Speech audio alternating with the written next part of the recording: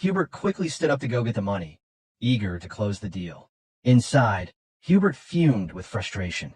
He was a sixth circle mage, yet he had been outmaneuvered by a country bumpkin. He couldn't understand why these ridiculous problems kept arising during his time as Tower Master. He resolved that if Ghislain ever tried something like this again, he would burn the young man's head.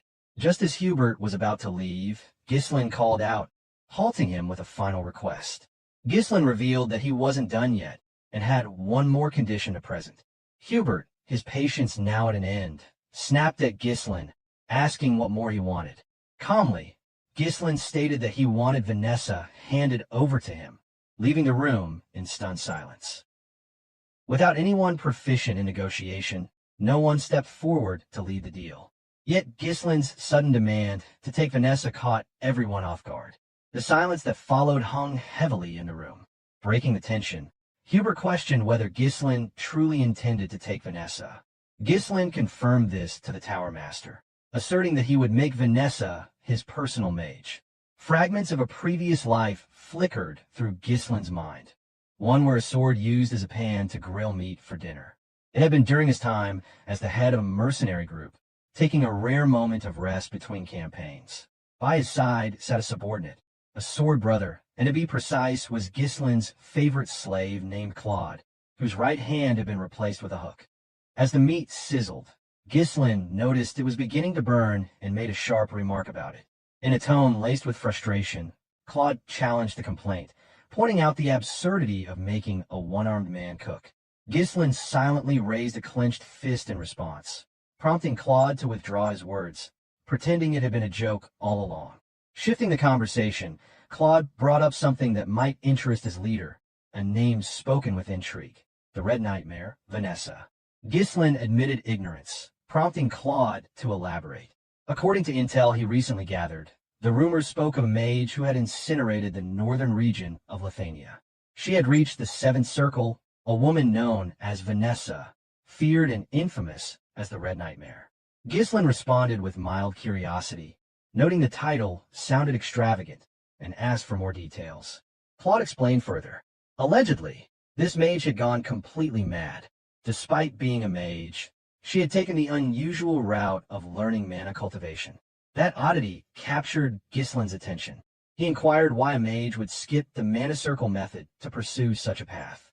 Claude offered a simple explanation: madness. He went on to describe Vanessa's rampage. Fires, deaths, and economic ruin followed wherever she went. The nobility had been driven to desperation. In fact, the most recent extermination request had her as the target. Ghislain paused to consider. A mage who had reached the Seventh Circle through mana cultivation, rather than traditional methods, intrigued him. As firelight danced in the camp and the crackle of burning would fill the silence, Ghislain smiled in amusement, evidently fascinated by the chaotic figure. It was then that he made a decision. Turning to Claude, he suggested they bring her in. Claude's reaction was one of pure disbelief. Reflecting on that moment, Ghislain knew that the plan had never come to fruition. Vanessa had already lost control of her magic, and by the time he found her, she was on the brink of death. Yet even then, her potential had not been extinguished. She still possessed the aptitude of a Seventh Circle mage. With guidance now, she could thrive under Perdium. Fueled by knowledge from a previous life, Ghislain had resolved to take her under his protection. At that moment, the trio began a comment. Ghislain asked if he was referring to the girl from earlier. Kaer chimed in, noting she hadn't appeared particularly powerful. Belinda leaned in closer, whispering a soft request to be informed beforehand if he ever intended to bring someone in. Meanwhile, across the room, murmurs spread among the mages. The Red Hat Elder whispered that the situation worked out perfectly.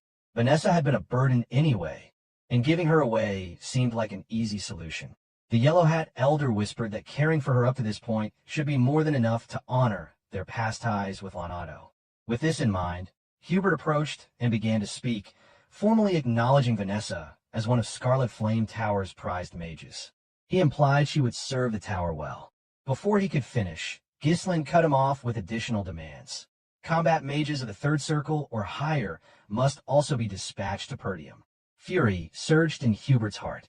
He wondered whether Ghislain was planning some massive construction project on the estate. Ghislain clarified that mages were needed for territorial battles. The announcement sparked alarm among the elders.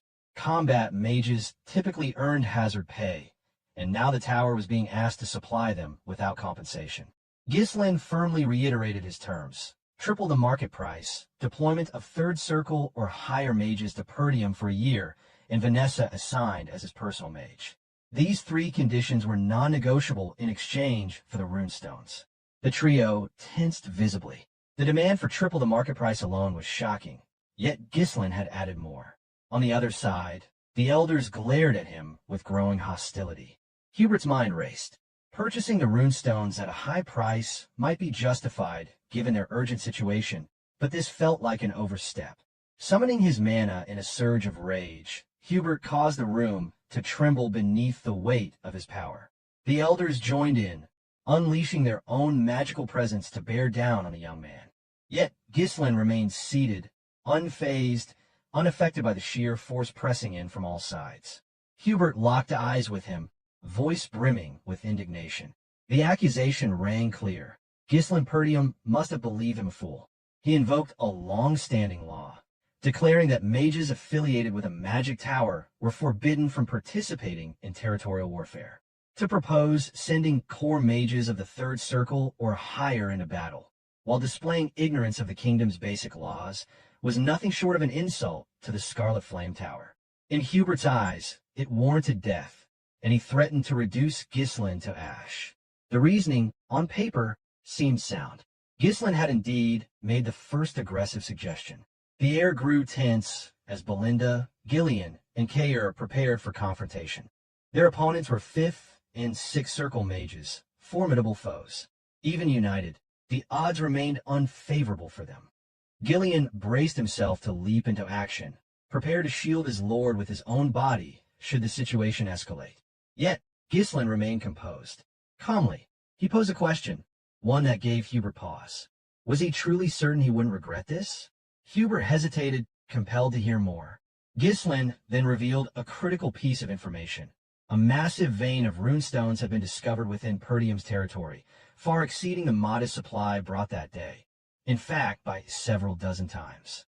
The revelation stunned Hubert and the elders. Their mana ebbed away as they listened. Ghislain continued, stating that news of the discovery was already spreading throughout the northern region. He posed a rhetorical question. What might that imply? Hubert understood instantly. Many would soon come seeking the runestone's vein. Ghislain commended the Tower Master's quick thinking. Rising to his feet, he clarified his intentions. Perdium had no desire to wage war. The territory simply needed the tower's support while building strength. If the Scarlet Flame Tower extended its help through this crisis, Ghislain promised an exclusive access to the runestones. Hubert echoed the offer. Exclusive rights? To seal the agreement, Ghislain extended a hand. With such a deal in place, it would only be a matter of time before the Scarlet Flame Tower surpassed the Crimson Magic Tower and reclaimed its position at the pinnacle. The proposal was tempting, enough to make pride take a back seat.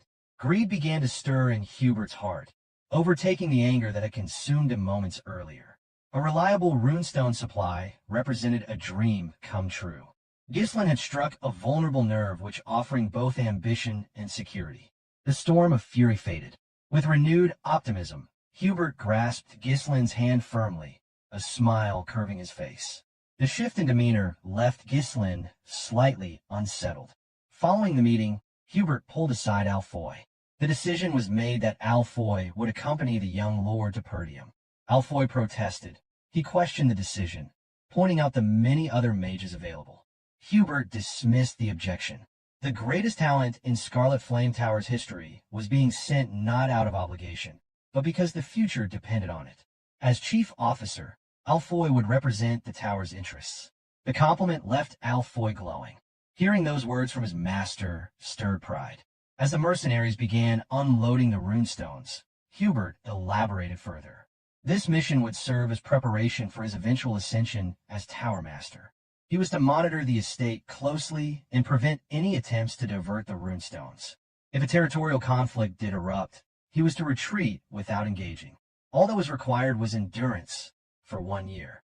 Within that time, The Scarlet Flame Tower would surpass Crimson and reclaim its place at the top.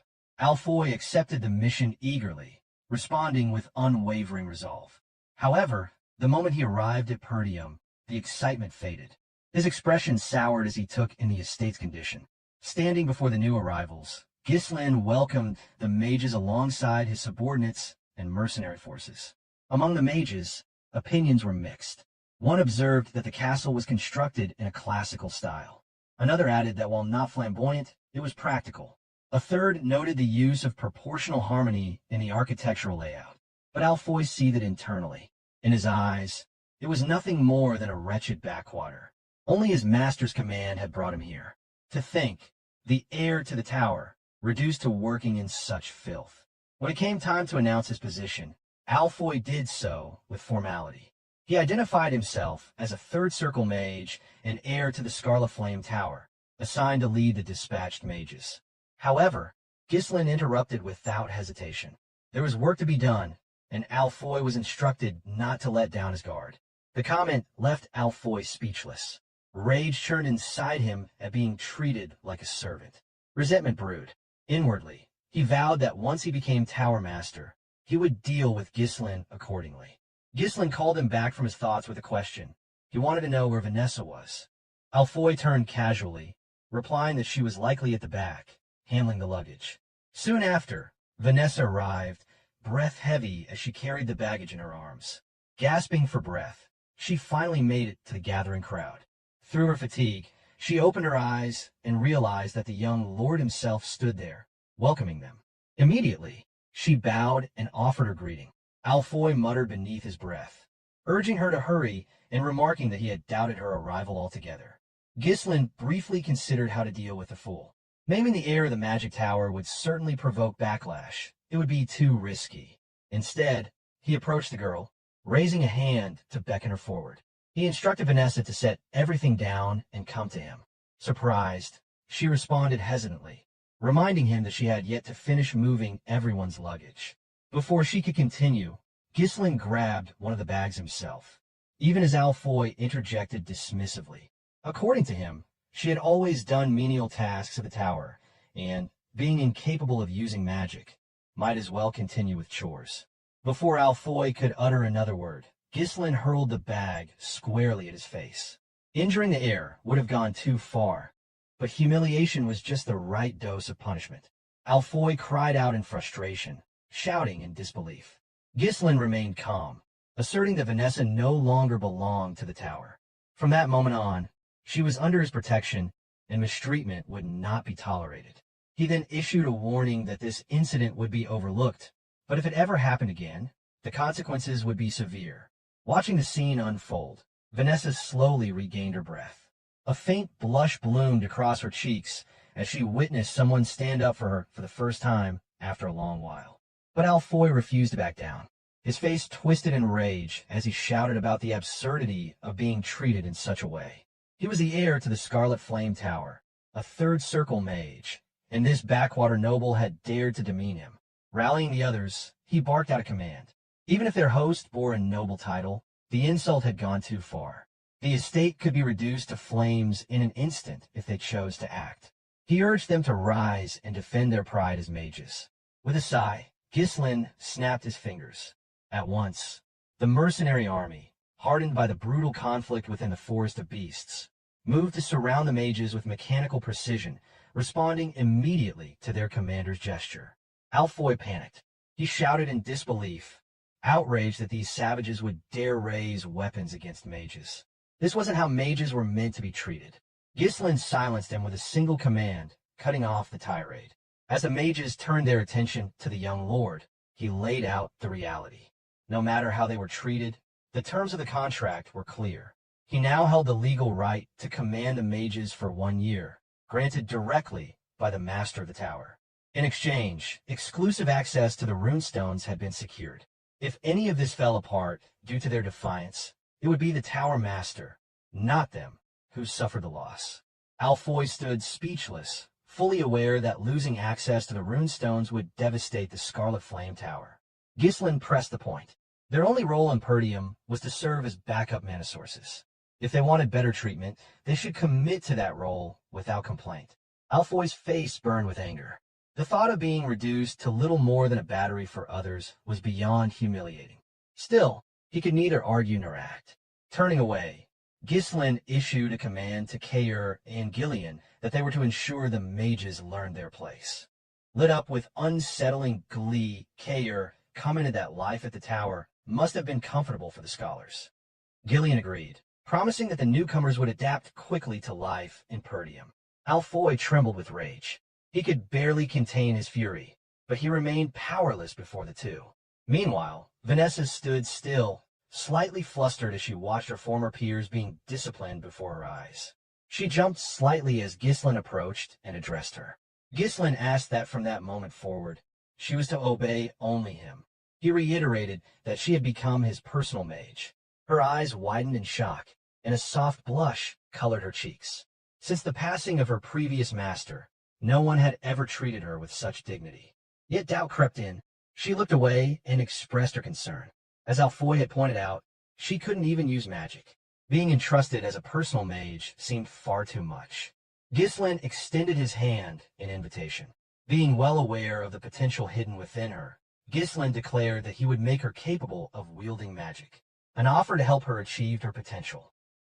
Vanessa had originally resisted the idea of leaving the tower, remaining within its walls, even if it meant enduring the degrading treatment of a servant, would have allowed her to continue her magical studies. Following Perdium's young lord meant severing that connection. Yet, circumstances had left her no choice. Forced to accompany Ghislain, she had accepted his offer to assist with her magic, though her thoughts remained clouded by doubt. Curiosity stirred within her. Could a swordsman like him truly understand anything about the magic? Ghislain's sudden call pulled her from her musings. She responded without delay. He inquired, probing gently, about the extent of her magical education. With quiet hesitation, she confessed that she had reached the 5th circle, though her understanding remained limited to theoretical formulas. A kind smile crossed Ghislain's face as he silently formed his plan, which is to teach her the proper method of mana cultivation and oversee her progress personally. He commended her accomplishment, acknowledging that reaching the 5th circle was no trivial matter. Having spent her life as a mage constantly belittled and dismissed, Vanessa accepted the compliment half-heartedly, unable to read the young master's true intent. She lowered her gaze and admitted that, despite all her efforts, she still could not perform magic, rendering her studies seemingly meaningless. Although Ghislain already understood the cause of her inability, he asked anyway if there was a reason she couldn't use magic. Vanessa's reply came softly, her voice fraught with uncertainty. She revealed that she had never once sensed mana since childhood. Despite this, she had clung to hope, working relentlessly in pursuit of magic. But with each step forward in knowledge, her faith in her potential diminished. Her teacher, Juanato, who had once guided her, had since passed on. She wondered aloud if that was the reason she had ultimately been cast aside. Certain of her hidden potential, Ghislain resolved to begin by teaching her mana cultivation. If she could learn to apply what she already knew, her power could rival even the elders of the tower. In this state, with her knowledge of 5th circle magic intact, proper cultivation would elevate her to that level. She was exactly as he remembered from his past life, a brilliant mage, just as he had anticipated. In this era, memorization alone could not lead to mastery. The art of magic required comprehension of activation principles and a deep enough insight to shape spells through will and personal interpretation. Vanessa possessed the intellectual foundation, but her physical aptitude had yet to align. True control demanded enduring hardship, trial, and persistent experimentation. Ghislain believed her efforts had not been in vain. She had simply traveled a different, longer road. The voice of Claude echoed in memory, referencing a powerful mage from his former life, the woman who had raised northern Lithuania. She had reached the 7th circle, but her instability stemmed from blending magic and cultivation without proper technique. Despite her brilliance, her recklessness had made her infamous. That mistake, Ghislain intended to avoid. With full conviction, Ghislain announced that he would now teach Vanessa mana cultivation. Tension immediately overtook her. The idea of a mage learning such a technique made her uneasy. Her former master had introduced her to it once, but the attempt had failed. Her doubts surfaced immediately as she questioned why a mage should pursue such a path. Ghislain clarified that both magic circles and cultivation were grounded in the same force, which is mana. He then asked if she had ever practiced it properly. Her expression shifted to one of disbelief. Though she had studied the technique before, it had been under rigid instruction. The thought of being taught by a nobleman with no formal magical title seemed ludicrous. She shook her head firmly, rejecting the notion outright. To her, it was madness. Using mana cultivation to access magic seemed far too risky. The consequences of failure, internal damage, or permanent disability were too severe to ignore. In that moment, Ghislain offered a reassuring smile. Extending his hand to her, he called her name and invited her to begin. Ghislain understood that the madness in Vanessa's past life had likely been the result of flawed technique colliding with long-standing resentment. He had seen similar signs before. Even knights occasionally succumbed to inner demons during intense training. But in this life, he believed things would unfold differently. Vanessa observed the sincerity in Ghislain's expression, silently beckoning her toward a path where she might finally become a true mage. She could not fully comprehend what he was offering. In a magic tower, she had been dismissed as a failure and a burden. Her gaze fell to the ground, attempting to mask the tremble in her eyes. She weighed the decision. Refusal might not even be an option. Ghislain could easily compel her, for what lay ahead otherwise was a descent into madness and eventual death. In the end, she gathered her courage and resolved to accept, if only for a chance to wield magic like a real mage. Anxious and uncertain, she positioned herself in front of Ghislain, seated with her back to him. With no hesitation, she loosened her collar and revealed her back, allowing him to begin the mana transfer. In his previous life, Ghislain had seen that same expression in her eyes, an endless hunger for magic mixed with regret, rage, and despair. She had sought power in desperation, turned to an unknown mana cultivation technique, and ultimately became a creature of destruction, ruled by instinct and pain. But now he stood before her in a different lifetime, meeting her before that spiral could begin. He made a silent vow to reach out before she fell into the abyss again. With that, he summoned his mana and placed a steady hand against her back. The process would be agonizing for her. If miscalculated, it could result in death. Nonetheless, he proceeded without hesitation. Mana surged from his hand and into her body, accompanied by a low hum. As the energy coursed through her, pain ripped through her nerves. A moan escaped her lips as the searing heat traveled through her mana pathways, eventually gathering just below her navel where Ghislain was guiding it. He sharply instructed her to remain silent, warning that the pathways were becoming tangled. He explained that the mana within her now belonged to him. She was told to focus on that foreign presence and not to lose track of it. She needed to feel it and follow its flow as best she could. Understanding the gravity of this moment, Vanessa closed her eyes and gave herself over to concentration. Every ounce of her attention was funneled into aligning herself with the mana inside her. Traditionally, she would be guided through the sensation first and only later create a mana core of her own. But that route carried no guarantee of success. Ghislain chose instead to prioritize sensation, helping her feel the full extent of mana flowing through her being. Her task now was to circulate the mana through her body's internal channels and condense it into a mana core. As Ghislain initiated the formation of a small, temporary core within her, Vanessa's eyes brightened. For the first time in her life, she truly felt mana, an experience she had once thought forever beyond her reach. Now, whether she could continue cultivation would depend entirely on her. The core, formed from Ghislain's mana, would eventually dissolve unless she built her own.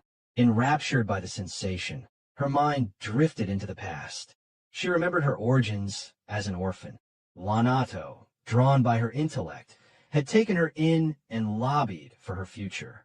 Lanato had appealed to Hubert, claiming Vanessa's understanding of theory could uncover the fundamental regularity of mana particles and convert that knowledge into true spellcraft. Unconvinced, Hubert responded with a scoff. In his eyes, no amount of intelligence mattered if she could not cast even the simplest spell. He posed the question coldly. If a child could not use magic, could she be called a mage? From behind a cracked door, the young Vanessa had listened in silence as her teacher pleaded on her behalf. Hubert had delivered his verdict with finality. No matter how many resources were poured into her, he declared, nothing worthwhile would ever come out. Vanessa saw her younger self, struggling beneath a kind teacher's care, still unable to feel mana or form even a single magic circle. There had been a time when Vanessa wept openly, offering apologies to her master. Tears streamed down her face as she blamed herself, believing that if only she had possessed more talent, her master would never have been forced to leave the magic tower. Yet Lanato had left, driven by a single purpose, to search for a method that would allow Vanessa to wield magic. Before the departure, Lanato left her with parting words, urging her to lift her head and look toward the sky. Lanato spoke of a world where darkness did not last forever and promised that one day, even she would witness the arrival of light. And now, that light had come in the form of Ghislain, who extended his hand to her so she could finally glimpse the mana and magic she had long yearned for since first setting foot in the magic tower. Within her inner world, Vanessa realized that her master's words had been true. Even someone like her was not beyond the reach of light. Elsewhere, a warrior clashed with a group of soldiers. Chaos erupted as one of the soldiers cried out in alarm, exclaiming that the man had already taken down 4 of them and questioning what kind of monster he could possibly be. With taunting bravado, the wild warrior challenged them, daring the rest to come forward. He scoffed at their swords, mocking them as mere metal toys. Provoked, one of the soldiers lunged, blade poised for a precise thrust. The warrior dodged easily with a sidestep and seized the attacker in a firm grip. Using his full strength and the momentum of his body, he slammed the soldier hard onto the floor. Another assailant rushed in from behind, attempting to attack while the warrior was preoccupied. But the warrior noticed in time and, without missing a beat, swung the first soldier like a rag doll, striking the newcomer with brutal efficiency. Both were hurled through the wall of their barracks with a crash. The warrior stood over them, unbothered, and remarked that he had not even begun to warm up. Inside the barack, Victor drank alone in silence, untouched by the uproar. One observing soldier murmured in awe, declaring the man is the greatest warriors of the era. With his meal finished, Victor set down his cup. Seeking quiet in the restless life of a night, he stretched out beside a riverbank, a fishing rod planted lazily nearby. Another man approached and asked if his training had gone well. Victor, unmoved, simply asked what news he brought. The man reported a dispatch order from Count Desmond. Victor rested in silence for a moment. As the Count soared, refusal was never an option. For the sake of honor, he retrieved his helmet and donned it once more. Returning to the barracks, he found his men bloodied from the brawl, but spared them no attention. Boredom had long eaten away at him. Now, at last, there was a mission. He intended to raise the target Count Desmond had set before him. Count Dygald had abruptly declared war on Perdium. The proclamation, delivered by a messenger, reached Zwalter as Randolph stood beside his brother in his office. Zwalter read through the declaration several times, his face darkening. The document laid out an elaborate list of reasons why the war was supposedly justified, asserting that Count Dygald had ample cause for such a drastic action. At its core, however, it simply stated that Dygald's heir, Gilmore Dygald, had been killed by Ghislain Perdium, and now vengeance was sought in the declaration. Without delay, Zwalter ordered Randolph to summon the vassals to discuss the declaration of war. As the vassals gathered, Randolph expressed his disbelief at the absurd justification, remarking that the Diegalds must have lost their minds. There was no way the young lord had killed Gilmore. The vassals quickly voiced their own outrage.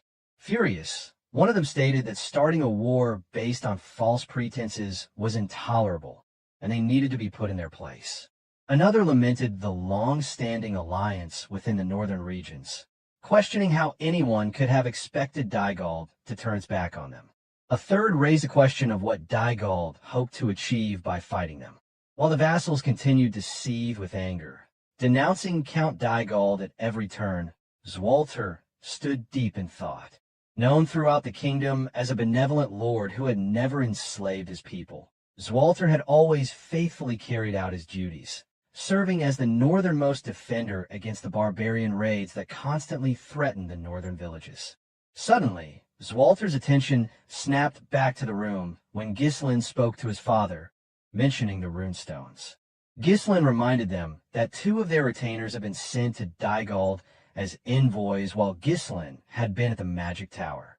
He suspected that these envoys might have leaked critical information about their territory. Once more, chaos erupted as one vassal questioned Ghislain's accusations, demanding to know what evidence he had to make such a dangerous claim. However, Ghislain remained unfazed, while Zwalter fell silent, reflecting deeply on his son's words. The runestones, he realized, might have been the catalyst. Sometimes, actions intended to benefit a territory ended up becoming its undoing. Zwalter looked at his son, now seeing the calm demeanor of someone who seemed to have known the war was coming. Despite his youth, Ghislain, who had once been known as the Mercenary King in his past life, remained composed. On the other hand, Randolph grew more impatient, stating that there was no need to overthink the situation. Their forces outnumbered Diegald's, and they had far more battle experience. They should make them pay for picking a fight. At that moment, a knight burst into the room. It was Scoven, bearing bad news from the gate. Breathing heavily, Scoven reported that Diegald's forces had arrived. Before the vassals could even process the news, the devastating blow to their morale was already clear. A high-level knight, on the cusp of becoming a superhuman-level master, was leading the charge. Dressed in shining silver armor, Victor, the Count Desmond's sword, had been trained from a young age and now carried the flag of Diegald to raise Perdium to the ground. Though Diegald was not a prosperous territory, much like all the estates in the harsh northern region, the exception was Desmond and Raymond's territories. Count Desmond, while feigning neutrality, had already aligned himself with the duchy's factions, and Amelia was stirring rebellion in Raymond with the support of the duchy. Now, the duchy's power was bearing down on the impoverished territory of Perdium under the pretext of a senseless justification. As all of this unfolded, Randolph seethed in fury, asking aloud how it was possible that they had declared war and arrived so quickly. Albert added, wondering when they had even prepared all of this. Meanwhile, as a seasoned commander, Zwalter remained deep in thought. Moments later, Soldier reported that a confirmed force of about 6,000 armed soldiers, with a follow-up supply division of approximately 1,000. Numerous siege weapons had also been spotted, and deployment had already begun on Diegald's forces. The revelation left Homern in a panic. He turned to Randolph, his voice filled with alarm, as he questioned what was happening. The power gap seemed insurmountable. Equally stunned, Albert voiced his confusion. He pointed out that Diegald was just as poor as Perdium. So how could they have raised such a massive army? Still grappling with the situation, Randolph responded with frustration, reiterating that this was exactly why he had warned them before not to reduce their forces. Fed up with the constant bickering, Zwalter screamed at the vassals to get a grip. He told them that arguing would only delay their response, and ordered that all soldiers be gathered at the walls. He commanded that every citizen be brought into the castle, and every gate should be shut tight. The soldiers were to hold their positions. With his gaze hardened by years of harsh northern battles, Zwalter stated firmly that the war had begun. At the forefront of the Diegald army, Thomas Diegald hummed to himself as he gazed at the towering Perdium fortress.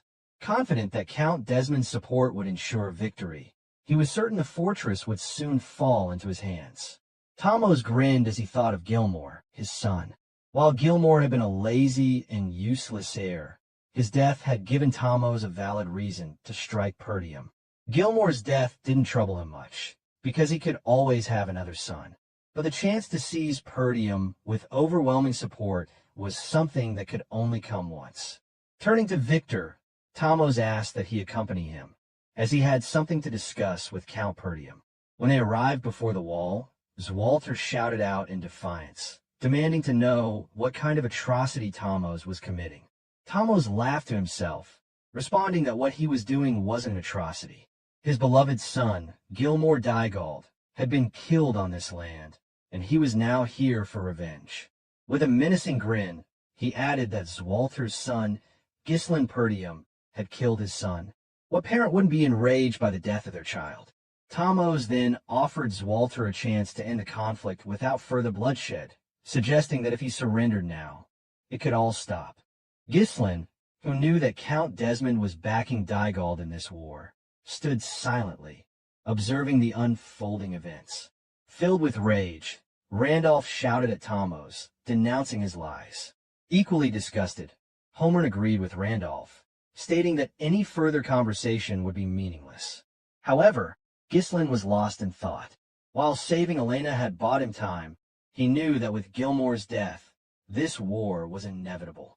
The fact that Dygald had brought siege weapons confirmed his worst fears that they were intent on crushing Perdium completely. At that moment, Zwalter stepped forward, declaring that Ghislain had not killed Gilmore. With a gaze hardened by years of defending the northern fortress against barbarian raids, Zwalter stated firmly that this was his only answer. He warned Tamos that if he valued his life, he should leave now. Tamos was visibly startled by the intensity of Zwalter's gaze, but Victor remained silent, standing unwaveringly by his side. Victor observed Zwalter, thinking to himself that the Northern Wolf had truly earned his reputation. Zwalter Perdium embodied the spirit of a great general who had defended the North for so long. Sweating heavily, Tamos acknowledged Zwalter's reputation, stating that as expected of the Northern Wolf, Zwalter's choice was a foolish one. He warned Zwalter not to regret his decision and turned back to his forces with a final threat. Meanwhile, Zwalter knew that this would be a difficult battle. Perdium was a poor territory with barren land and few provisions, ill-prepared to withstand a prolonged siege. Feeling the weight of the situation, Randolph pleaded with Zwalter, asking him to entrust all the troops to him. He was confident that, as a high-level knight, he could easily defeat the poorly trained rabble Dygald had assembled. Albert interjected, warning Randolph that no matter how strong he was, the sheer gap in numbers was simply too great to overcome. Homer shared the same sentiment, stating that with only one loss, Perdium would be finished. However, Randolph could not remain silent, and retorted that they couldn't just stand there and do nothing. Zwalter stood silently, his mind racing. The vassals began suggesting that they request aid from other territories and hold out until reinforcements arrived. As a last resort, they could abandon the castle and retreat to the northern fortress. Amidst the chaotic arguments between the vassals, Zwalter struggled to think clearly. A sudden declaration of war, with the enemy already fully prepared, was overwhelming. The sheer number of Dygald's forces was unimaginable. There was no way they should have been able to muster such a large army. Zwalter couldn't help but wonder who had supported them. As a lord, he knew he couldn't flee the castle, but as a father, he was certain that Ghislain had not killed Gilmore, and thus he could not surrender. Just then, his thoughts were interrupted when Ghislain suggested they prepare for a siege. Zwalter turned to face his son. He hadn't noticed it before, but Ghislain's composure stood in stark contrast to the panic around them. Ghislain continued, explaining that Dygald's forces numbered nearly 7,000, while Perdium could barely gather just over 2,000. The gap was more than 3 to 1. Dygald's forces were fully prepared, and their morale was high. Within 15 days, once their siege weapons were ready, they would launch their full assault. The calmness in Ghislain's voice prompted Zwalter to listen more closely. Ghislain added that, for now, Requesting help and holding the castle was their best option. Still feeling the weight of the situation, Zwalter agreed. Normally, this would be the course of action he would take, but something about the situation didn't sit right with him. Just then, a slight arc formed on Ghislain's lips. He moved closer to his father and whispered something into his ear. When Ghislain finished, Zwalter was visibly surprised. The content of those words remained between them, excluded from the vassals of Perdium. The countdown to the inevitable clash between Dygald's forces, supported by Desmond's territory, and Perdium had begun. In 15 days, Ghislain had decided to put everything he had into turning the tables. Knowing Perdium could not stand on its own, he planned to play the game differently. Donning his dark-tinted armor, Ghislain gathered his future aides, Ghislain, Kaer, and Belinda. Ghislain, who would later be known as the White Lion of Fenris, was a former mercenary who, though not yet a knight, was on par with a middle-level knight. He was the first person to swear loyalty to Ghislain.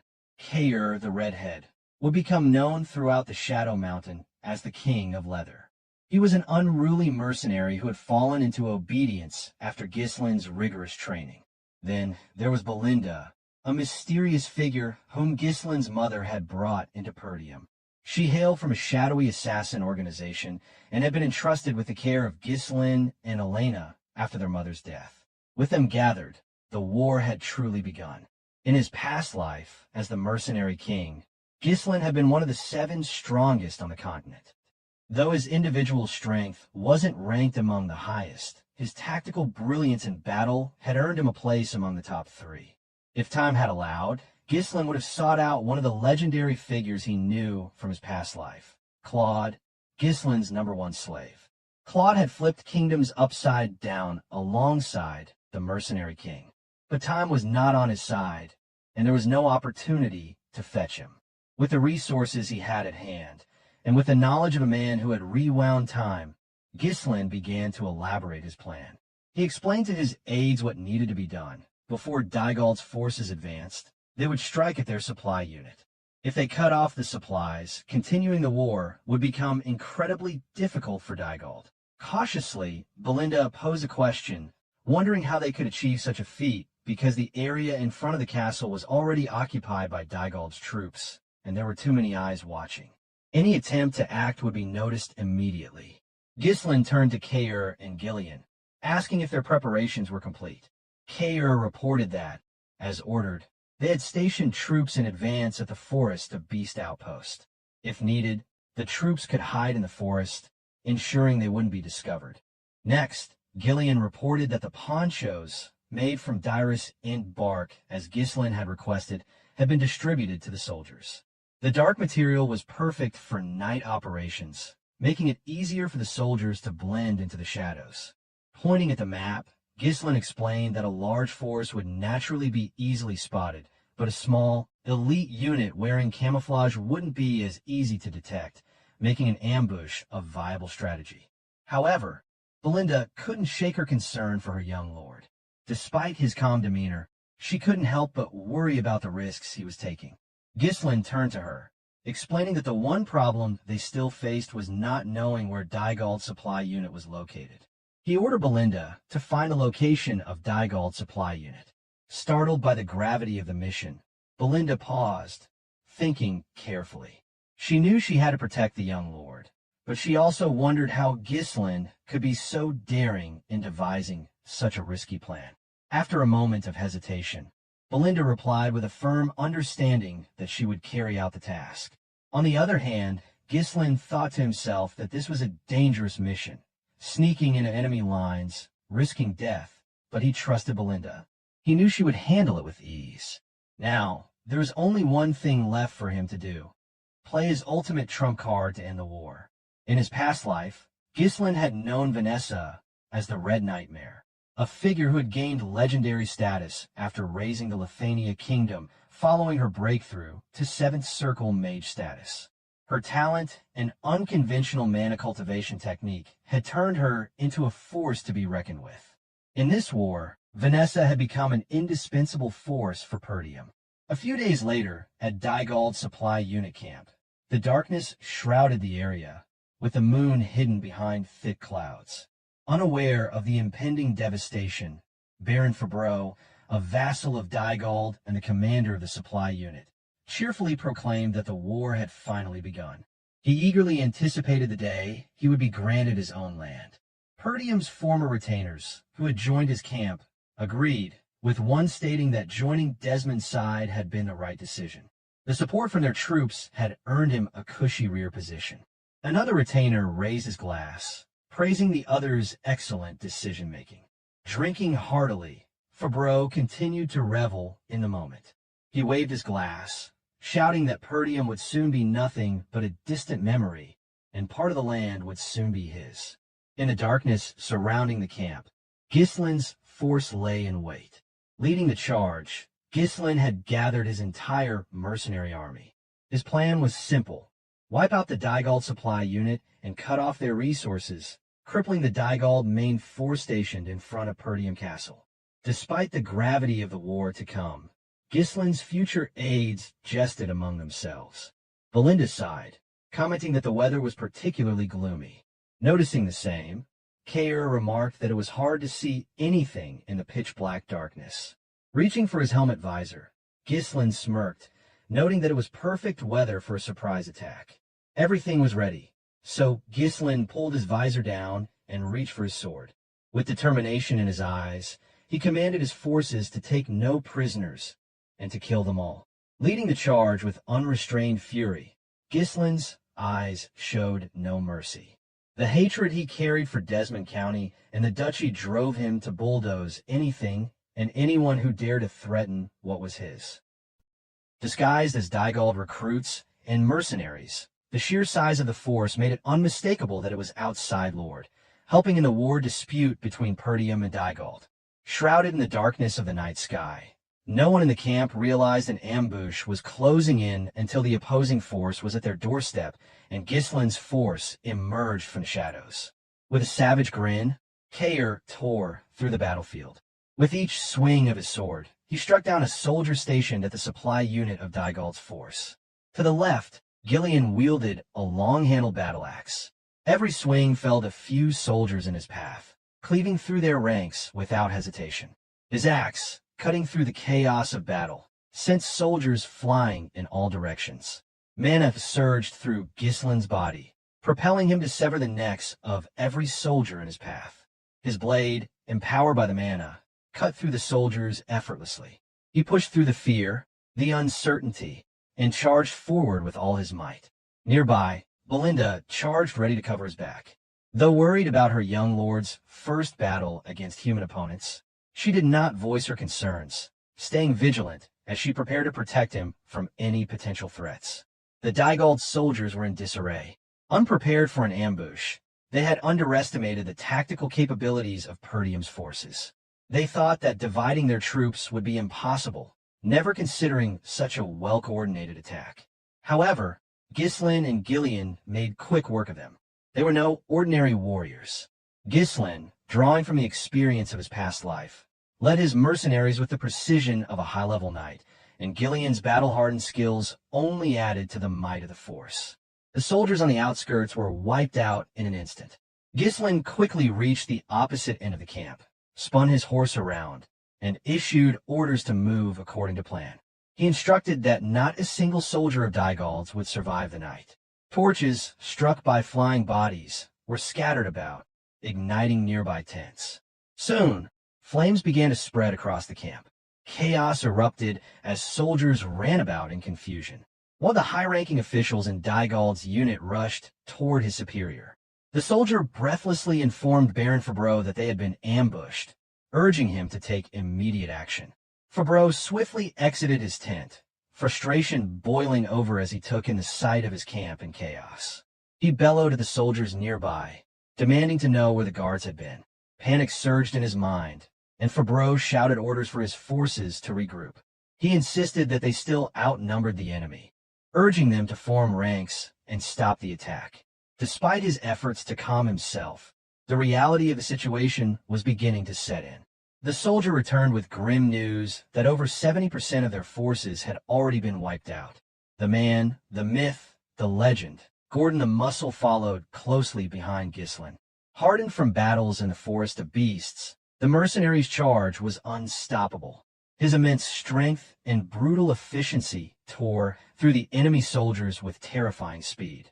Ghislain, noticing the need to conserve stamina, switched to a smaller weapon, sacrificing some of his destructive power but enabling him to move faster and continue his assault. Meanwhile, Kair remained fierce, striking soldiers with precision, cutting through their ranks with reckless abandon. Ghislain stayed resolute, his eyes gleaming with killing intent. His blade, sharpened with mana, sliced through the soldiers with practiced ease, each strike landing with deadly accuracy. Though his strength was a fraction of what he had in his previous life, Ghislain was, in this skirmish, the harbinger of death. His mercenaries followed his every move. Noticing Ghislain charging at the front lines, Fabreau recognized him as an entirely different presence. His face drenched in sweat, Fabreau finally realized that his 1,000 soldiers had no chance against such a force. In a panic, Fabreau turned abruptly, ordering a retreat. His aide looked confused, but Fabreau was certain that if the battle continued, he would lose his head, not just his land. In that instant, his aide was struck in the neck with uncanny precision. Shock flashed across Fabreau's face as he watched in silent attack. The speed and accuracy of the attack left him paralyzed with fear. Though Fabreau himself was unharmed, he collapsed to the ground, following the sound of his aide's lifeless body hitting the earth. It was Belinda who had reached them. Sitting atop her horse, she coldly addressed him, her voice carrying a chilling calmness. She remarked on the unlikely meeting, calling him the vassal of Perdium. Fear surged through Fabreau's mind. His 1,000 soldiers had been obliterated, and he had relied too heavily on their sheer numbers, missing his opportunity to escape. His camp was burning, and the corpses of soldiers and knights lay scattered across the battlefield. In an effort to wage war against Perdium, Dygald's entire supply unit had been wiped out, leaving only Fabreau alive. Now, with his hands bound behind his back, Fabreau knelt in front of Ghislain and his mercenary army. Though he bore a noble title, Fabreau had no choice but to surrender. It was common in wartime for nobles to be taken as prisoners rather than executed.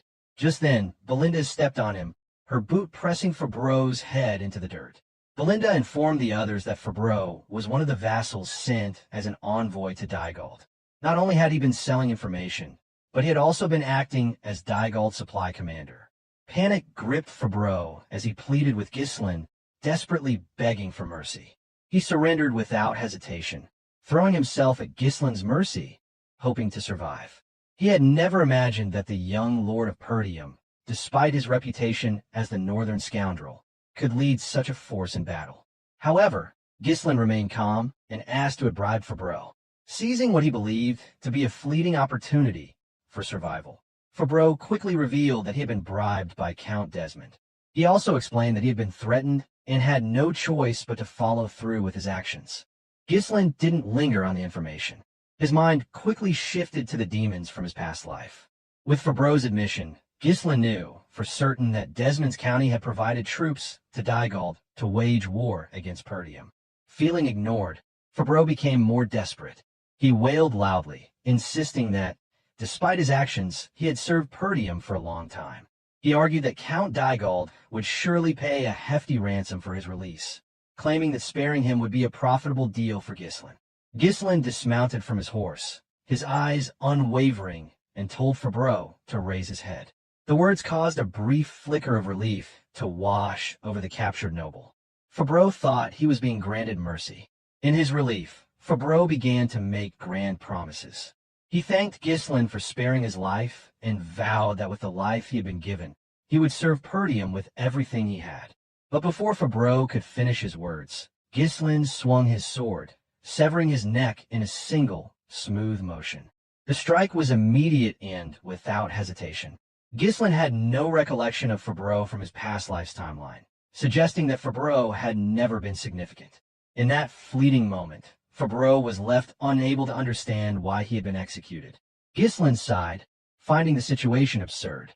He stated that he would never show noble courtesy on the battlefield, and that he would never make a deal with someone like Fabreau, whom he considered scum.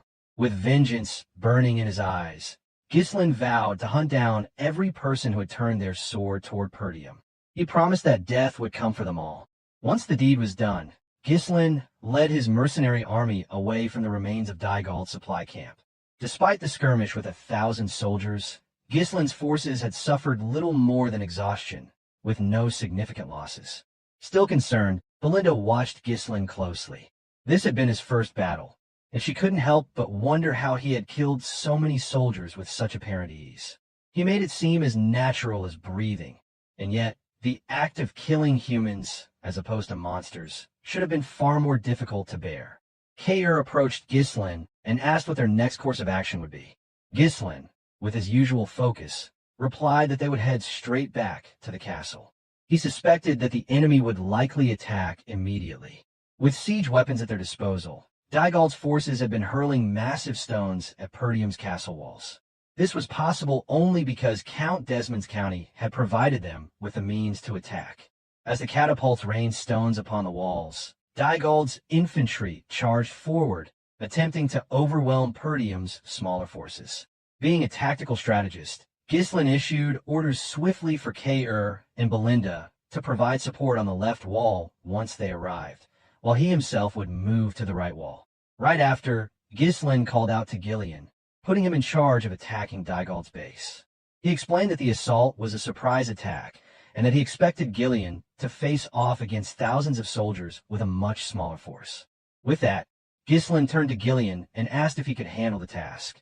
A faint smile crossed Gillian's lips as his eyes gleamed with excitement. He answered affirmatively, assuring his young lord that it would be no problem and that he would follow his orders without hesitation. In response, Ghislain smiled, the thought of his loyal mercenary pleasing him.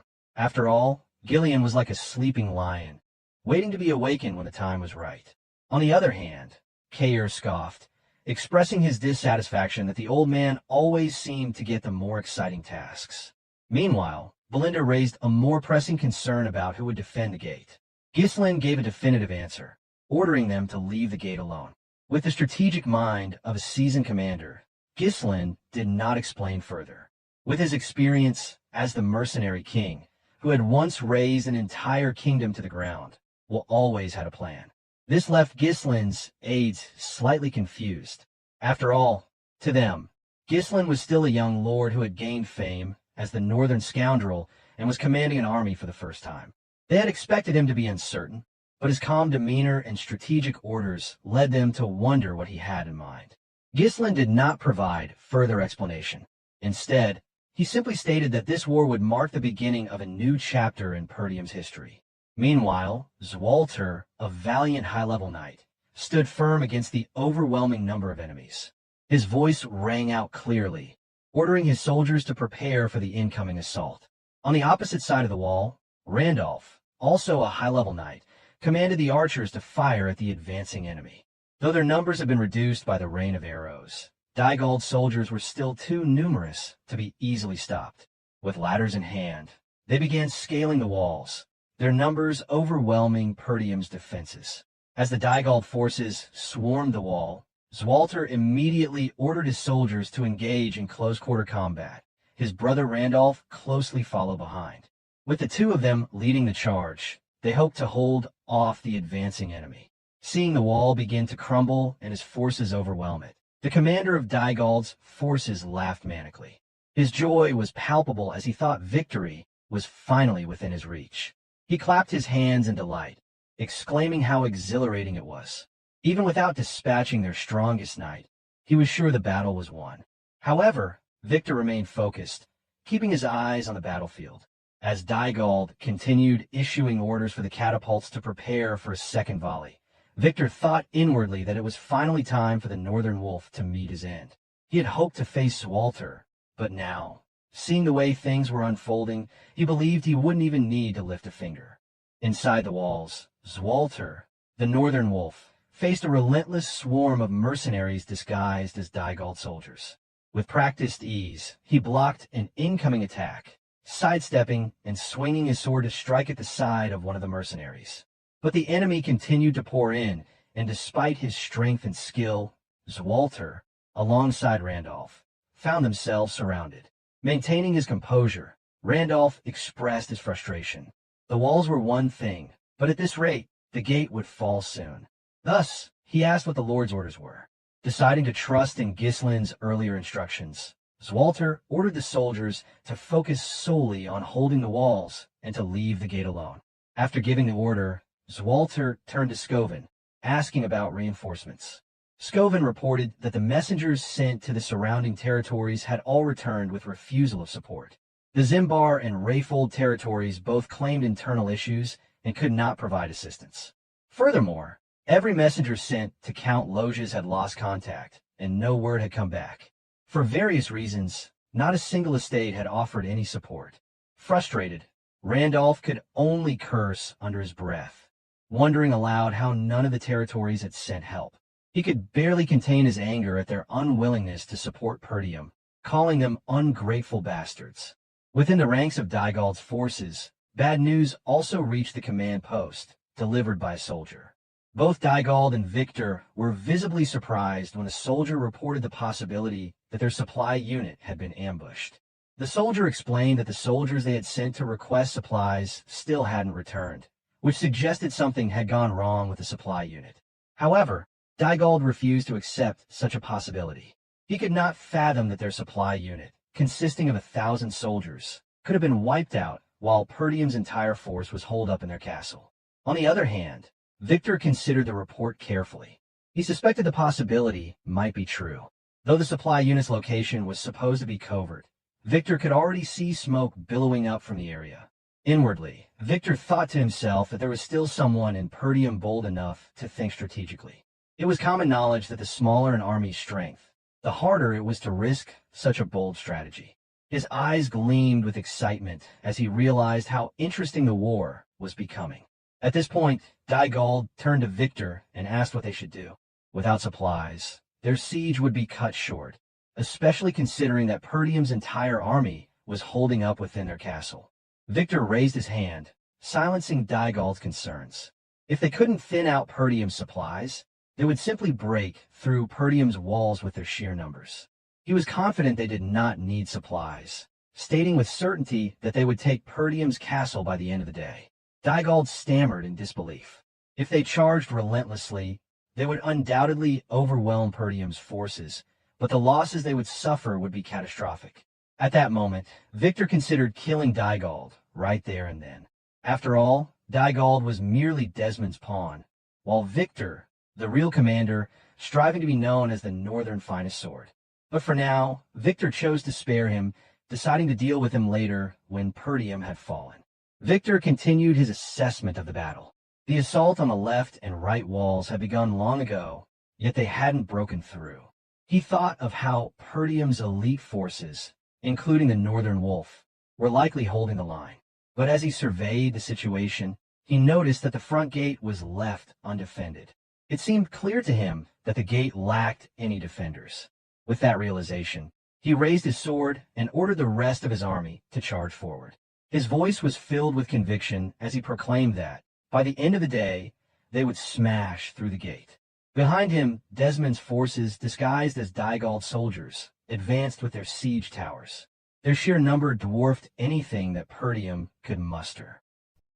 Victor observed the ranks of his forces charging toward Perdium's castle, the overwhelming numbers striking with brutal force. Though striving as the finest sword of the northern region, Victor still longed to achieve greater things as a commander of an army. He hoped that through these accomplishments, he could elevate his status and perhaps even earn a noble title, something to solidify his place among the greats. With this ambition in mind, he called upon one of his subordinates, Adon, before riding into battle himself. A loud thud resounded as Adon, riding his horse, drew nearer. Adon was the kind of man who took pleasure in fighting for sport, beating people for amusement to stave off boredom. But when it came to war, he was completely obedient and followed orders without hesitation. He wielded a massive, long-handled sword, a weapon so heavy that it was a clear indication of his immense physical strength.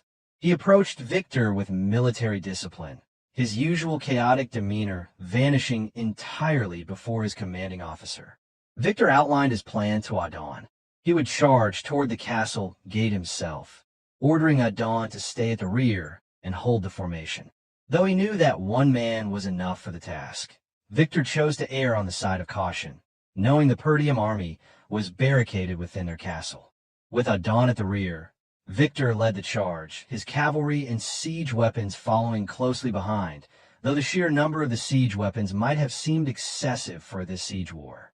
Meanwhile, Dygald's infantry scaled the castle walls with ladders.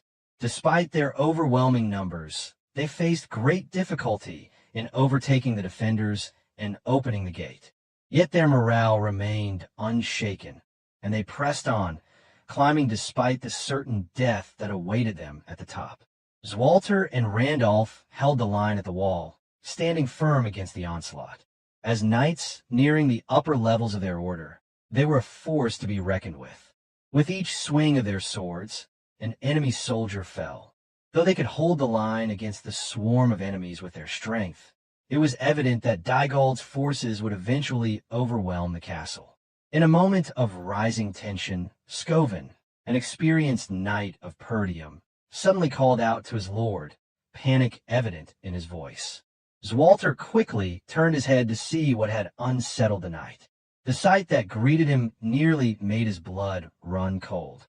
The enemy had brought forward siege towers, enough to completely take over the walls. The towering structures, coupled with ladders, suggested that they had been carefully prepared long before Count Dygald's son had met his death. Zwalter cursed under his breath, his thoughts racing. He wondered aloud how the enemy had managed to calculate the height of the walls with such precision. Struggling to maintain control, Randolph pointed out that they were already overwhelmed by the sheer number of infantry climbing the walls. With the arrival of the siege towers, he had little confidence that the castle would hold on. Zwalter turned back to his soldiers, his expression grim, and asked if the catapults were ready. A soldier quickly reported that one catapult had just been set up. Though constructed hastily, there was hope that the catapults could at least reduce the number of enemies charging to the walls. Within moments, the crew adjusted the catapult's aim and fired a stone toward one of the enemy's siege towers. One soldier from Dygald cursed at the sight, calling Perdium dogs, and wondered aloud when the enemy had found time to build catapults to counter their towers. The trajectory of the stone was unmistakable. It would hit the tower and destroy it. However, Victor, now nearing the front line, was not about to let that happen. He grabbed a spear, infused it with his mana, and hurled it at the incoming stone. The collision was deafening, and the stone shattered into dust, pulverized by the magical energy of the spear. The sight sent shockwaves through Dygald's forces, bolstering their morale. On the side of Perdium, however, disbelief set in. The idea that a projectile had been intercepted midair made it clear that a high-level knight was among Dygald's ranks, something they had not expected. Among the high-level knights known throughout the northern region, Zwalter realized that Dygald had no such individual among his ranks. It was only now that he fully understood the scale of the war. This was a conflict orchestrated by one of the great lords of the north. As Victor led his cavalry forward, he boldly declared that no resistance from Perdium would change the outcome of the battle. No matter how fiercely they fought, Victor was certain that he would bring Perdium to its knees. Without hesitation, he commanded the battle ram to charge toward the castle gate. The battle ram surged forward, unstoppable in its momentum. Dygald's forces were overwhelmingly superior, their siege weapons carefully crafted for this very assault.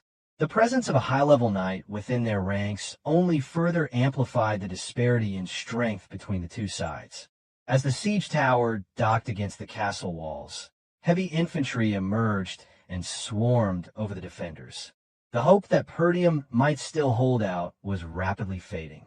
It seemed as though their downfall was now inevitable. The battle ram continued to pound against the gate, with no forces from Perdium positioned to intercept it.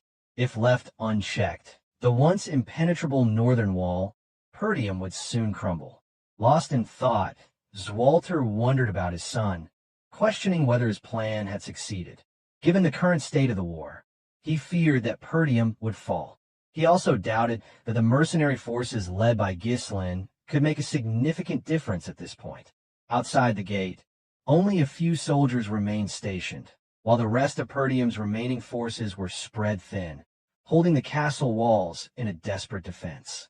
Meanwhile, deep within the castle grounds, the mages dispatched from the Scarlet Flame Magic Tower were bound and encircling a magic circle drawn on the floor. Alfoy was furious, seething with rage as he demanded to be released, directing curses toward the knights guarding the mages. Alfoy's anger boiled over, and he shouted insults with each breath, declaring that they were mages, not soldiers, and they should never have been caught up in such a trivial estate war. Ferguson stood firm, attempting to calm him, urging him to stay composed since it was the young lord's order that they remain in their current position. Alfoy snapped back, incredulous that Ferguson could not see his frustration. He continued to rant, refusing to stay calm under the dire circumstances. Though visibly nervous, Vanessa stood her ground, faithfully following Ghislain's orders. The battle ram continued its relentless assault on the castle gate. In a voice full of despair, Alfoy pointed out that allowing the ram to reach this close to the gate meant Perdium's defeat was inevitable. He was convinced that the castle's fall was imminent. Despite her belief in Ghislain's plan, Vanessa struggled to calm Alfoy's spiraling anger. The reason they had been tied up was precisely because they would have bolted out of the castle the moment they got the chance. Irritated beyond measure, Alfoy glared at Vanessa, still seething. But as he observed her, he couldn't ignore the fact that she, once merely a maid at the tower, had now grown into a fifth circle mage. Though her face was pale with nervous sweat, her voice held an unwavering optimism, as she assured Alfoy that the young lord's plan would succeed and everything would be set right. Alfoy scoffed, brushing off her words. He told her not to make him laugh, his voice thick with scorn. He cursed Ghislain, screaming for Vanessa not to mention his name again. It was because of Ghislain that Alfoy had been dragged through hell and now found himself on the brink of death in the midst of a war. However, Vanessa was steadfast in her belief. She tried to plead with him, insisting that her trust in the young lord was unshakable. Furious, Alfoy commanded her to be silent. He questioned if she was truly willing to follow the orders of man he considered a lunatic. Vanessa's face hardened with resolve. In the most serious tone, she retorted that Ghislain, the young lord of Perdium, was no lunatic. To her, Ghislain was brilliant in mana control. He had been the one to help her achieve her dream of becoming a mage. A few days earlier, after a harrowing experience where her mana path had been unlocked with Ghislain's help, Vanessa had been on the brink of death. She had pushed through the excruciating pain, overcoming the obstacle, and had finally succeeded in becoming a full-fledged mage. Despite being a fifth circle mage, Vanessa's attempt at conjuring magic, using the mana cultivation methods Ghislain had taught her, produced only a flicker of mana. It was hardly the display of power she had hoped for, and she felt a deep sense of embarrassment before Ghislain. Although she had finally learned how to use magic, she apologized, explaining that this was all she could manage. However, Ghislain was unfazed. He understood that mastery over magic would not come instantly and reassured her that it was fine. He emphasized that simply being able to use magic was enough for now, and that her mana would grow over time. For the upcoming war, Ghislain had buried a massive amount of runestones outside the castle. In a move that seemed unthinkable to many, he had made the prideful mages dig the earth and bury these precious runestones, objects of immense value to them, in the dirt. They had been reduced to labors, something they could hardly accept. As the two approached the site, they found the mages panting heavily from their work. These mages, once held in high regard for their power and status, now found themselves toiling as mere laborers in Perdium. Though aware of the practical necessity of the action, Vanessa could not help but feel a pang of sadness as she witnessed the mages in such a state. But it was the sight of the runestones being buried that truly tore at her heart. Suddenly, Alfoy's voice cut through the moment, filled with disdain and contempt as he called out to Ghislain. Vanessa was startled by his sudden outburst, realizing with a jolt that the man who had tormented her was now, in such a disheveled state. Alfoy's face was flushed with anger as he demanded to know why Ghislain had ordered the mages to dig. Why not use soldiers for such a task, he asked. If the runestones needed to be hidden, why not move them outside the territory entirely? Before Ghislain could respond, the man, the myth, the legend, Gordon approached and reprimanded Alfoy for speaking out of turn, prompting him to spit curses in frustration. Vanessa found the situation both absurd and unsettling. Turning to Ghislain, Vanessa nervously asked about the purpose of it all. Unfazed by the question, Ghislain explained that it was all preparation for war. He had foreseen the war, which was why he had not sold the runestones to the Scarlet Flame Magic Tower entirely, but instead had stored them for this very purpose. He went on to explain that in warfare, the simplest and most effective tactic was to overwhelm the enemy with sheer numbers. He knew that no matter how hard the defenders of Perdium fought, the enemy would eventually break through the gates. However, that did not mean they were without hope. Turning to Vanessa, Ghislain told her that her role as a Fifth Circle mage would be crucial in their defense. With the runestones as a catalyst, and the mana of the other mages, she could unleash a devastating force that would wipe out large portions of the enemy's ranks. Vanessa understood what Ghislain was implying. She realized that this would mean taking many lives. She had always been grateful for Ghislain's help in realizing her dream of becoming a mage, but she had not yet developed the resolve to kill for the sake of the people of Perdium, people she barely knew. The weight of the realization hit her hard. She knew that if she refused to go through with it, there was a strong possibility that Ghislain would die in the war. The burden of his plan now rested on her shoulders, and she began to doubt whether she could really do it. When the time came, Vanessa activated the magic circle drawn on the ground, her resolve firming as she steeled herself for what was to come. With the estate on the brink of destruction, Vanessa, who had once unable to cast even a basic spell, was now performing the delicate and dangerous process of mana precision to absorb the mage's mana. The change in her was extraordinary. Alfoy's face contorted in disbelief as he realized what was happening. Vanessa had begun a mana transfer, a dangerous and complex spell that channeled the mana of multiple mages into one person. This spell had the potential to greatly amplify one's power, but it came at a tremendous risk. If the focal mage lost control, not only would all the participating mages lose their mana, but they could also lose their very life force. Without perfect control, immense mental resilience, and deep mastery over the spell, the risks were fatal. Yet, as Vanessa focused, Ghislain's words echoed in her mind, assuring her that he fully believed in her ability to succeed, and her eyes gleamed with brilliant blue light. As the mages were ensnared in the storm of mana, their energy being drained by the magic circle, Ghislain charged from the rear with his army of mercenaries. He placed his complete trust in Vanessa, confident that she could carry out her task to protect the estate. Meanwhile, the Perdium soldiers scrambled to block the gate with whatever they could find, stones, boxes, anything, while shooting arrows through the gaps in the gate. The situation seemed dire, but just then, Randolph called out to his brother, drawing his attention to the rear of the enemy lines. Zwalter immediately turned his head, momentarily abandoning the fight with the enemy infantry. A thick cloud of dust rose from behind the lines as a black cavalry unit charged straight toward the enemy ranks. Though the unit's numbers were only in the 300s, their momentum was unstoppable. Zwalter's eyes quickly identified the leader of the incoming unit. He had secretly hoped that Ghislain would take Elena and flee the estate. If Perdium were to fall, at least they could find shelter among the allied forces. But Ghislain was not one to abandon his estate, not after the despair he had experienced in his previous timeline. That was enough for a lifetime, and he would not turn his back on Perdium. The Black Cavalry unit moved forward with relentless momentum, and Ghislain led the charge. Their numbers were dwarfed by the enemies, but Ghislain did not hesitate.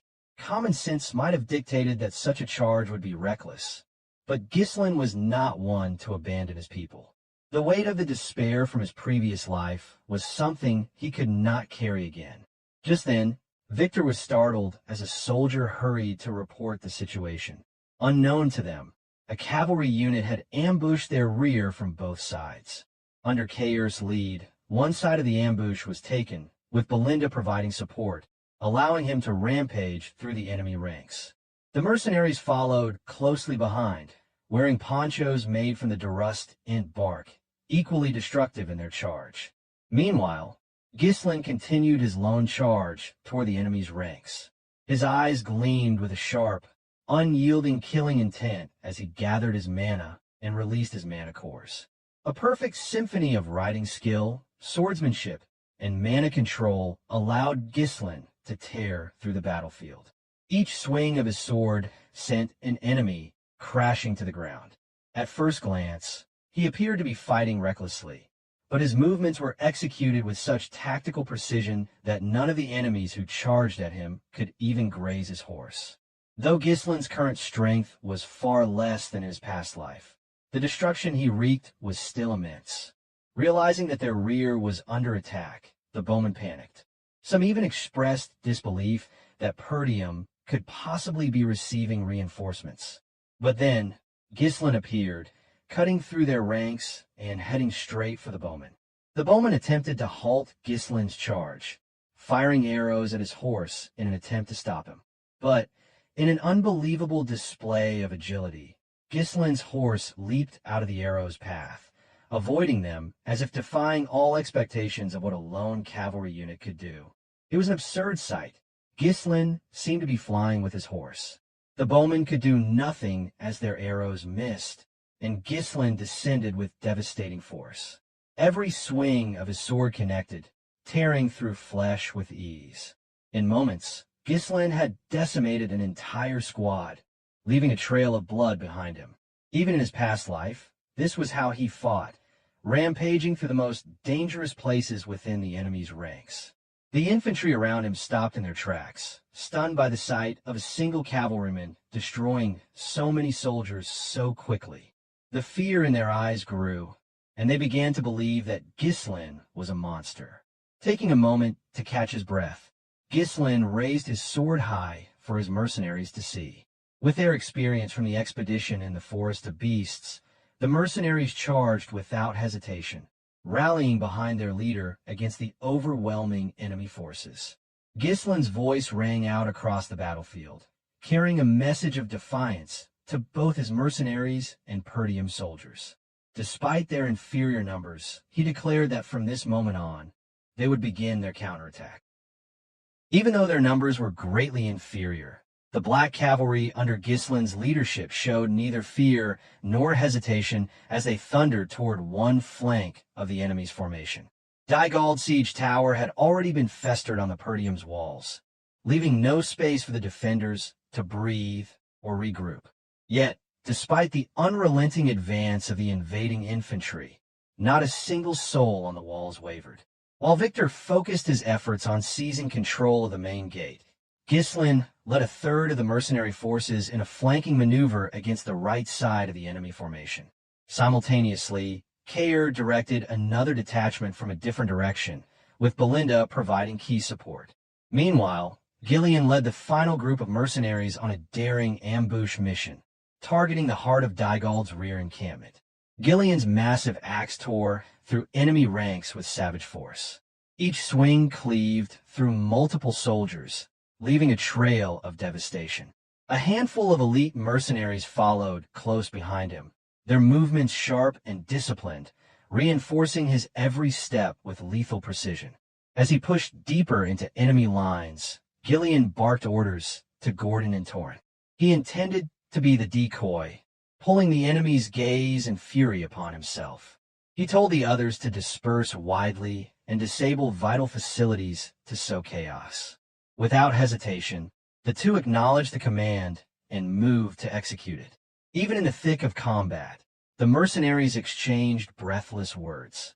Torrent noted how unnerved the enemy appeared, shocked by how few stood against them.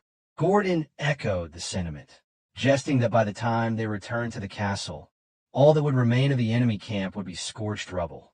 The situation rapidly unraveled for Tamos, the incompetent commander of Dygald's forces. Stunned by the surprise assault, he struggled to comprehend how such a counteroffensive had emerged from a cornered opponent. His mind blank, he failed to rally his soldiers, even as his aides urged him to abandon the camp and escape. That window of opportunity never arrived. Ghislain surged forward, cutting down soldiers in his path without mercy, his axe stained with the blood of those foolish enough to resist. He charged directly at the command center, declaring loudly his intent to capture Count Dygald alive as a prisoner of war. His axe pulsed with mana, glinting menacingly beneath the sunlight. Tamos knew in his gut that Ghislain could not be stopped. The man charging toward him was an unstoppable force, driven by pure will and fury. Yet at the last possible moment, a glimmer of salvation flashed before him. A sword strike, fast and precise, arced toward Ghislain. Instinctively, Ghislain turned, catching the blow with a powerful swing of his own. The clash of weapons echoed through the battlefield as Ghislain's mana-charged axe met the massive sword head-on. Sparks scattered with the force of the impact, the sound rising above the din of war. The two warriors pulled back slightly, locking eyes as they assessed one another. A knight of such caliber had not been seen in Dygald's camp until now. Morale had already been fragile with the presence of an elite warriors that can contend against Walter and Randolph at Dygald's front line. The sudden appearance of another high-level knight at their rear only deepened the despair. This knight clearly hadn't been drawn from Dygald's own ranks. Count Dygald lacked the merit to rally such strength, being a selfish noble unfit to rule, much less lead a disciplined army.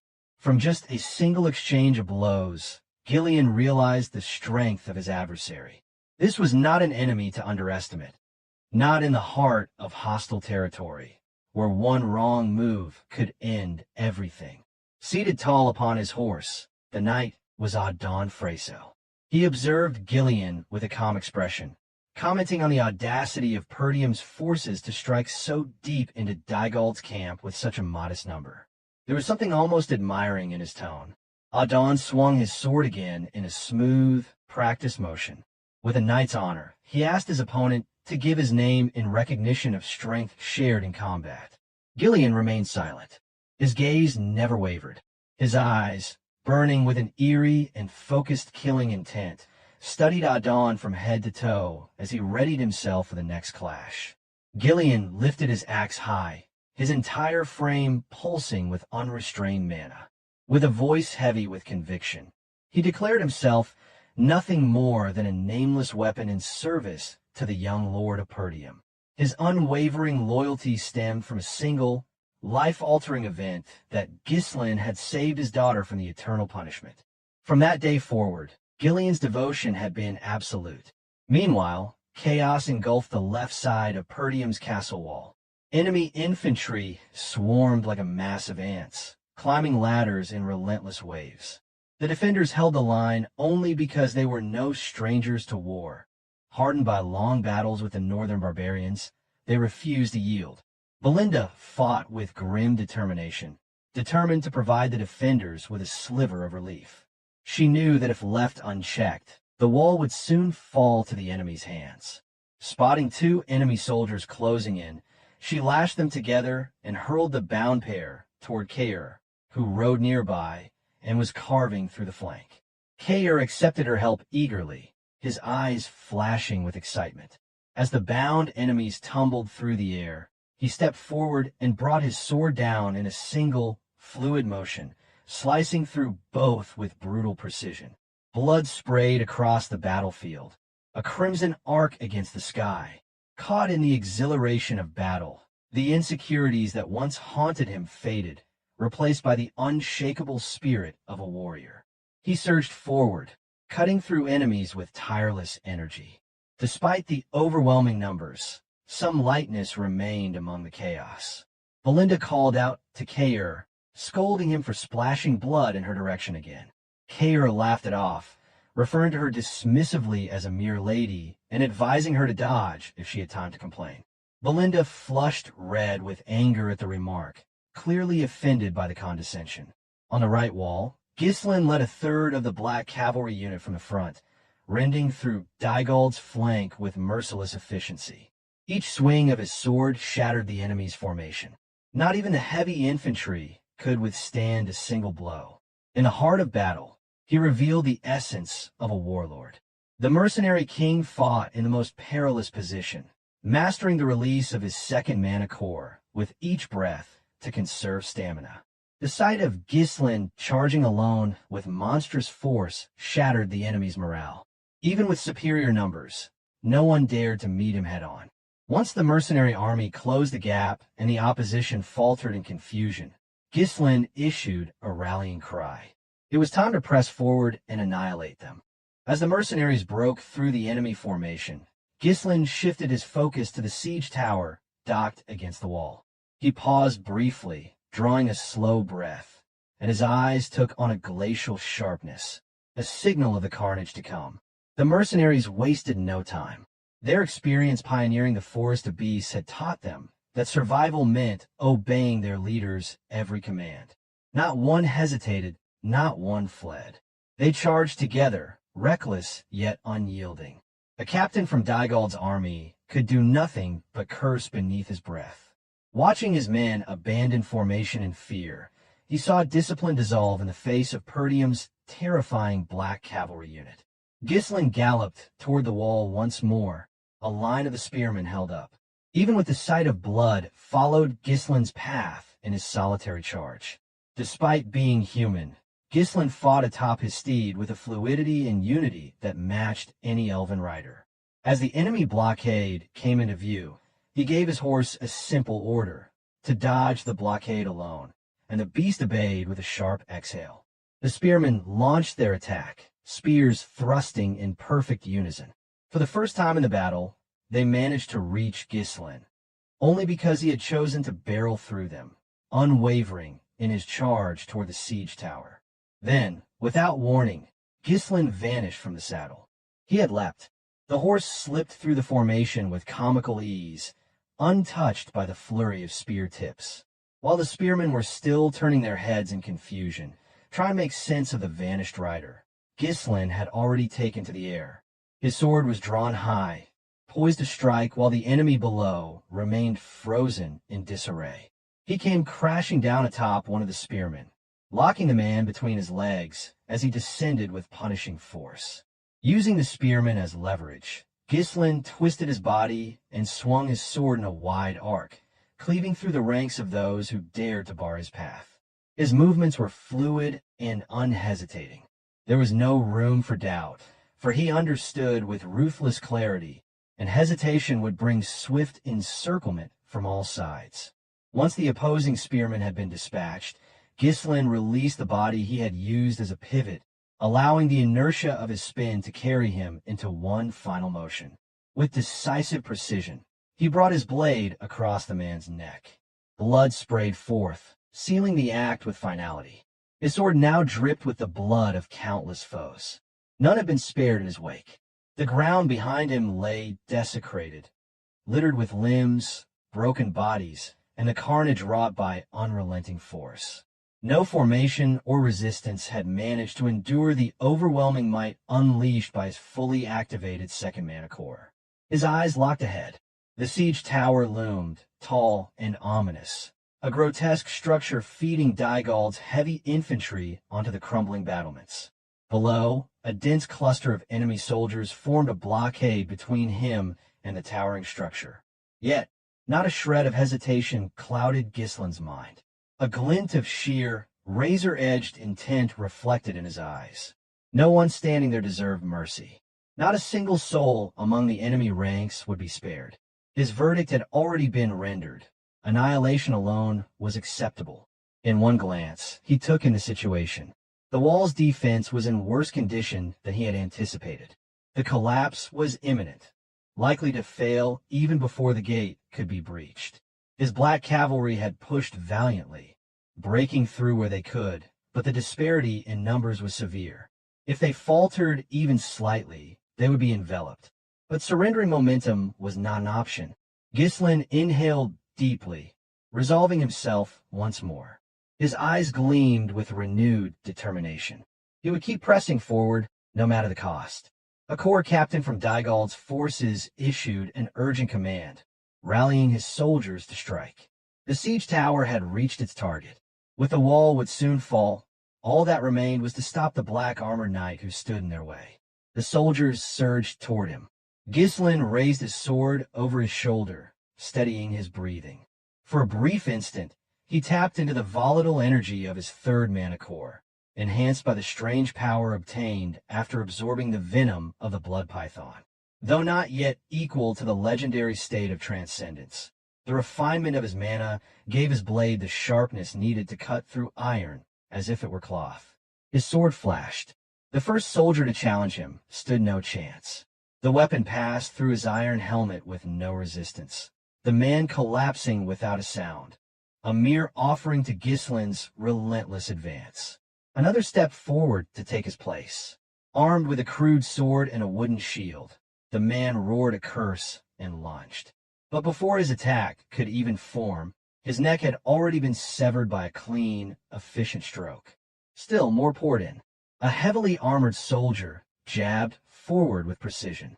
Ghislain tilted his body and dodged with finesse, then countered with a savage slice into the man's side. Another enemy appeared immediately, blade raised and aimed for his head. Ghislain parried the strike, halting its momentum. Without slowing, he pushed forward. The explosive nature of his mana surged through his limbs, powering the motion as he spun and drove his blade across the attacker's back. Drawing closer to the siege tower, he came under a new threat. Arrows began raining down. The archers had taken position.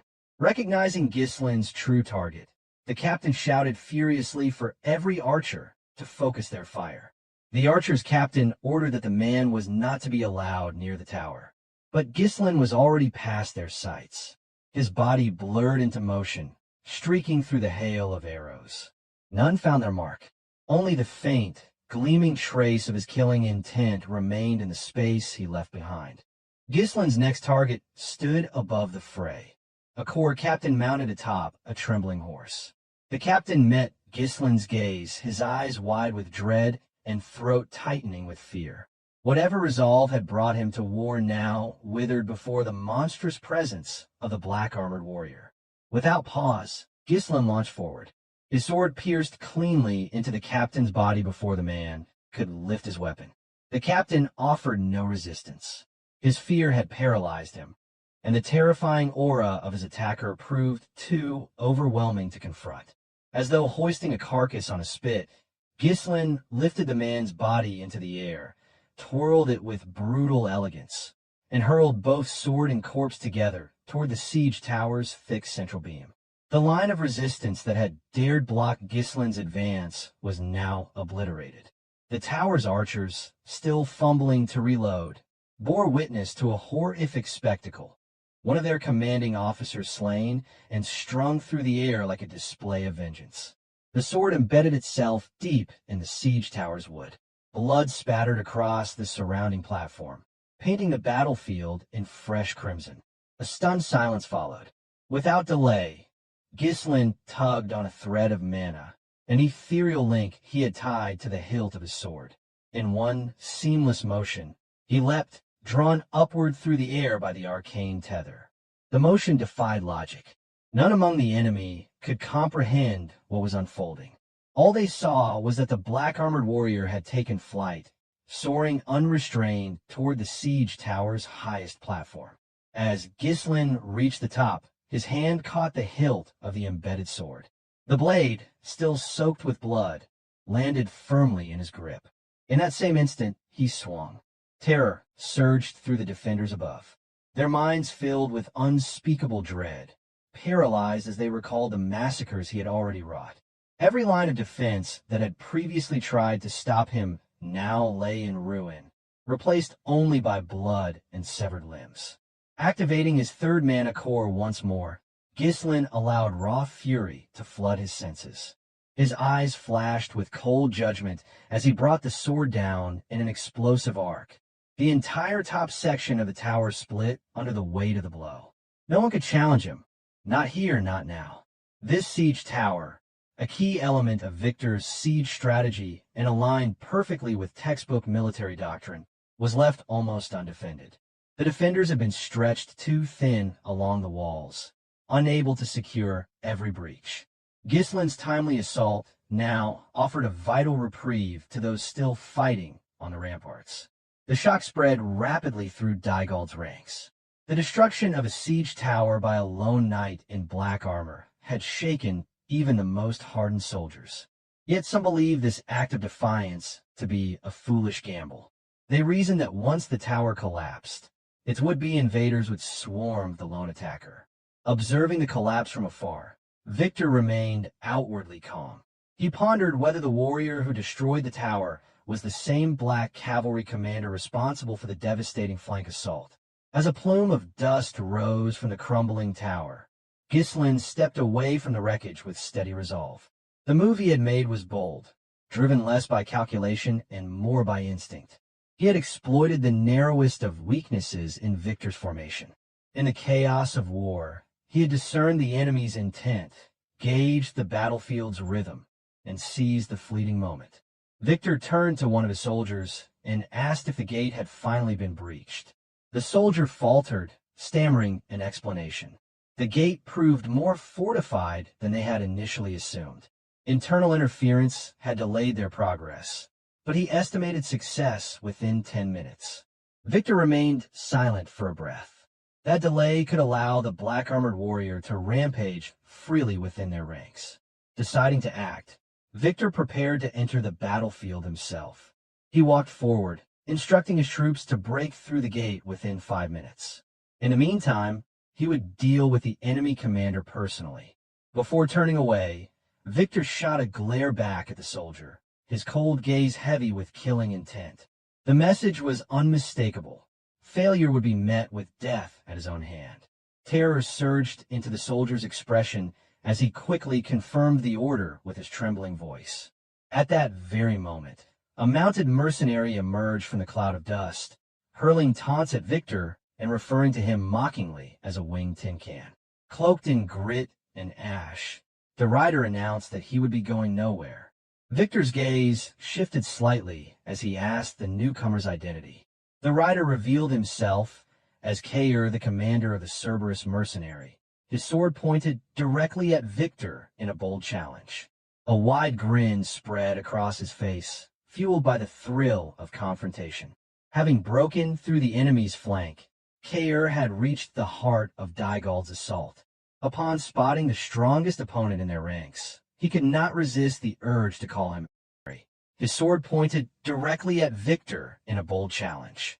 A wide grin spread across his face, fueled by the thrill of confrontation. Having broken through the enemy's flank, Kair had reached the heart of Dygald's assault. Upon spotting the strongest opponent in their ranks, he could not resist the urge to call him. With ferocious vigor, Kair charged forward on his horse. Despite knowing that Victor was stronger than him, there was no fear on Kair's face, only reckless excitement. His opponent remained calm and collected, observing the redhead charging at him with his sword poised for attack, seemingly unfazed by the mercenary's intense approach. Victor shifted his horse slightly, scoffing at Kair, who charged at him at full speed. As a high-level knight, Victor had mastered the art of fighting atop a horse. His movements were fluid, calculated, and precise. His horse responded to each of his commands with a seamless rhythm, making him appear untouchable. As Kair drew near, Victor's horse kicked Kair's. A mercenary driven by sheer instinct, Kair had missed his first attempt to land a blow as Victor rotated his horse after delivering the swift kick. Despite Kair's years of combat experience, the simple maneuver had thrown him off balance, but his instincts were sharp, and he quickly regained his footing. Victor immediately followed up with a sword strike aimed at Kair's neck. Kair noticed the sword coming. The speed of Victor's attack left no room for Kair to defend, and the mercenary realized just how outmatched he was in this duel. With no way to defend, Kair leapt from his horse, letting the sword strike sever the horse's neck. The steed collapsed, but Kair's focus remained entirely on his opponent. Though he had been outplayed fighting atop a horse, his resolve remained strong, and he refused to retreat. As he descended, Kair pulled his sword back and prepared to strike down with all his might. Meanwhile, Victor stood his ground, still atop his steed, ready to face whatever attack the redhead might throw his way with his unnerving focus. In quick succession, Kair delivered 2 sword strikes imbued with his mana, each more powerful than the last, toward his opponent. Victor easily parried both with practiced ease, his sword moving with minimal effort, as if the redhead's attacks were no more than a nuisance. But Kair wasn't finished. Gritting his teeth, he brought his sword down once more, this time with more powerful strike, carrying his momentum and mana. The attack was swift and filled with raw strength, but Victor raised his sword, prepared to block it casually. His demeanor was one of complete confidence, showing how little he regarded Kair as a worthy opponent. Kair cursed inwardly. He knew that fighting atop a horse made it harder for a knight to move, but despite his speed, his attacks were easily blocked by Victor.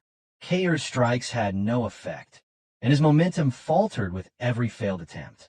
Victor deflected Kair's sword strike with ease, spinning his sword to dissipate the attack's momentum. Victor anticipated Kair's next move, reading the mercenary's body language and movements. He swiftly pulled back his sword, preparing for a counterattack. He had seen enough of Kair's kind to know what was coming. Pathetic mercenaries who thought they were strong, but they only swung their swords wildly, thinking that instinct alone could win them the battle. Now it was Victor's turn. With a smooth arc, he brought his sword down, swift and deadly, intending to finish the battle with a decisive blow.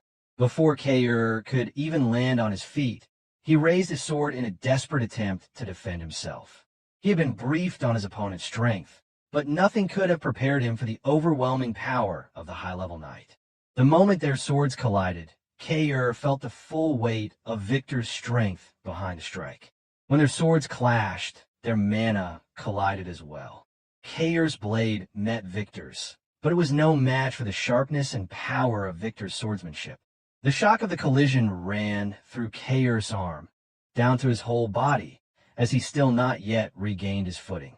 Victor's mana imbued sword cut clean through Kair's with uncanny sharpness. The impact left Kair reeling, his sword strikes losing momentum the moment they were blocked. It was clear to him now that he had no way of winning this fight. A sharp, searing pain surged through Kair's body as Victor's sword sliced through his shoulder. The redhead's ferocity, once fierce and unrelenting, was subdued by Victor's precision and surgical movements. His body trembled as he realized that he was no match for Victor. Still atop his horse, Victor looked down at Kair with mockery in his eyes. He couldn't help but feel a sense of superiority as he saw the redhead's resolve crumble. There was nothing easier to handle than a beast swinging wildly on instinct, and despite all his ferocity, Kair had proven no different from the others. Kair screeched on the ground after Victor struck and mocked him. Victor stood silently, appearing as if he were a noble knight, radiating confidence and composure, the very image of authority.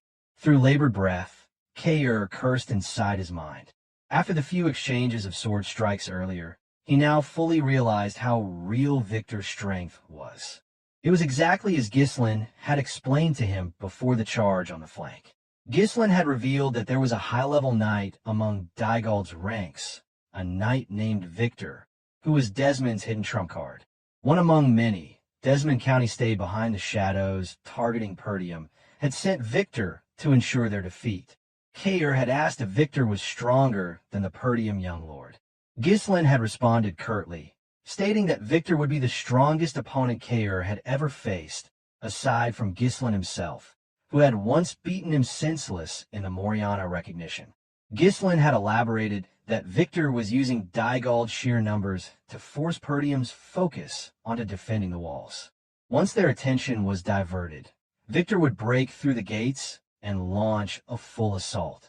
Ghislain had read the situation perfectly, preparing thoroughly by placing Vanessa at the castle to initiate their plan.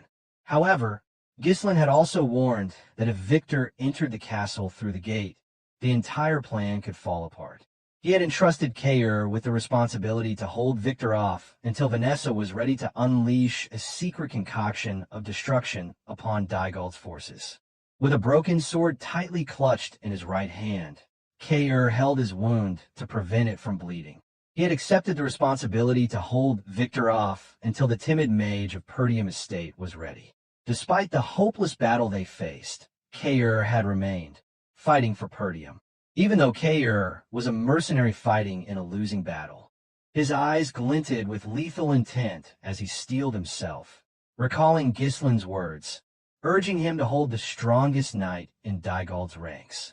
Victor loomed above him, taller and more menacing now that Kaer had knelt, clutching his wound like a wounded beast being hunted. For a moment, Kaer felt as if nothing in the world seemed more dangerous than the man before him. Yet Kaer shifted his grip on his broken sword.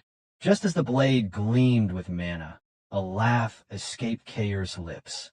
His expression lit up with excitement, defiance burning in his eyes. He hurled an insult toward Victor, telling him to at least be beatable.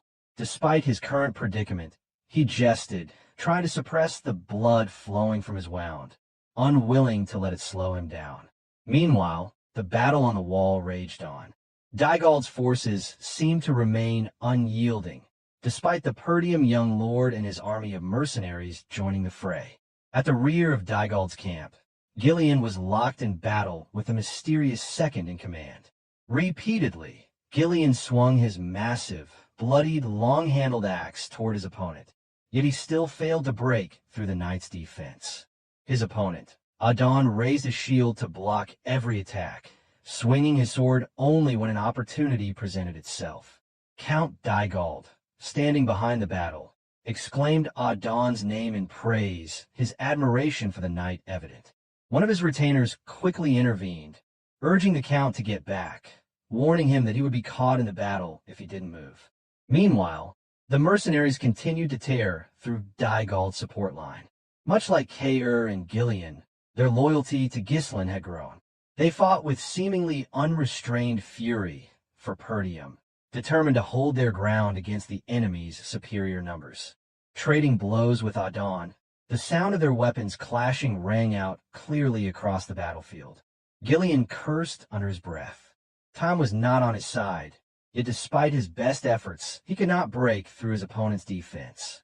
Adon seemed to effortlessly move his massive, heavy shield to block Ghislain's barrage of attacks. It was as though Adon was an impenetrable fortress, and Ghislain had not fought such a sturdy opponent in years. Yet he did not falter, though doubts lingered in his mind, questioning whether he was worthy to serve a noble-born young lord of Perdium, whose purpose was noble. Ghislain's loyalty remained absolute in the face of the young lord's enemies. With a wide swing of his axe, Ghislain landed another blow against Adon's shield. He screamed that he did not have time to waste on him, but Adon stood firm, his defense unbreakable. Calmly, Adon spoke, his voice filled with the assurance of one who believed the fight was already won. He said it was no use, that Ghislain's hit was solid, but that he would never get through his shield. Just then, Adon shifted his body to deflect the force of Ghislain's strike, causing Ghislain's momentum to lose traction and sending him stumbling forward. Meanwhile, Adon was already preparing his massive, long-handled sword behind his shield. Taking advantage of the opening, Adon thrust his sword. Fortunately, Ghislain was just as fast, pulling his body back and raising his left hand to block the incoming blade with his axe. Even after his sword failed to find its mark, Adon didn't stop. From his left side, he swung his sword in a wide arc. In its path was the neck of Ghislain's mount, which Adon severed cleanly with a single stroke.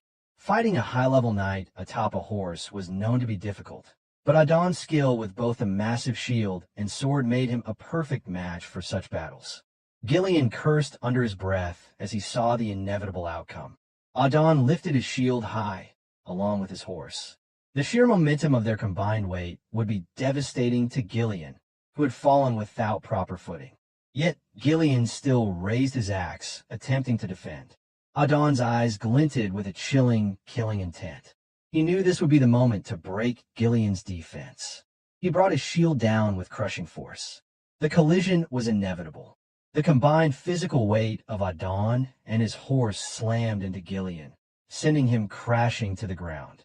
The shock tore through his body, ripping apart his senses. But Ghislain held on. He knew that if he fell here, a tremendous danger would befall the Perdium estate, a place that sheltered his daughter Rachel, who had found comfort befriending Elena, the young lady of Perdium. Meanwhile, on the front lines, Kair was bloodied with wounds covering his body. Though his purpose differed from Ghislain's, Kair remained steadfast, faithful to the order from the Perdium young lord to hold the line. With minimal defense, the gate began to give way under the relentless force of the battering ram. With a final hit, the gate flew off its hinges, leaving it wide open for Dygald's soldiers to charge. Compared to the incoming forces that would soon swarm the castle, the Perdium defense seemed pathetic. A wave of terror washed over those inside. Zwalter, Randolph, and Scoven were already at their limit, defending the walls. No one had the strength to hold against the new line of attack that was sure to come. Victor turned his gaze and saw that the time had come for him to finish the war. Ghislain stood silently, having done everything he could. Kair was on the front lines holding off Victor, while Ghislain rampaged through Dygald's rear, spreading chaos.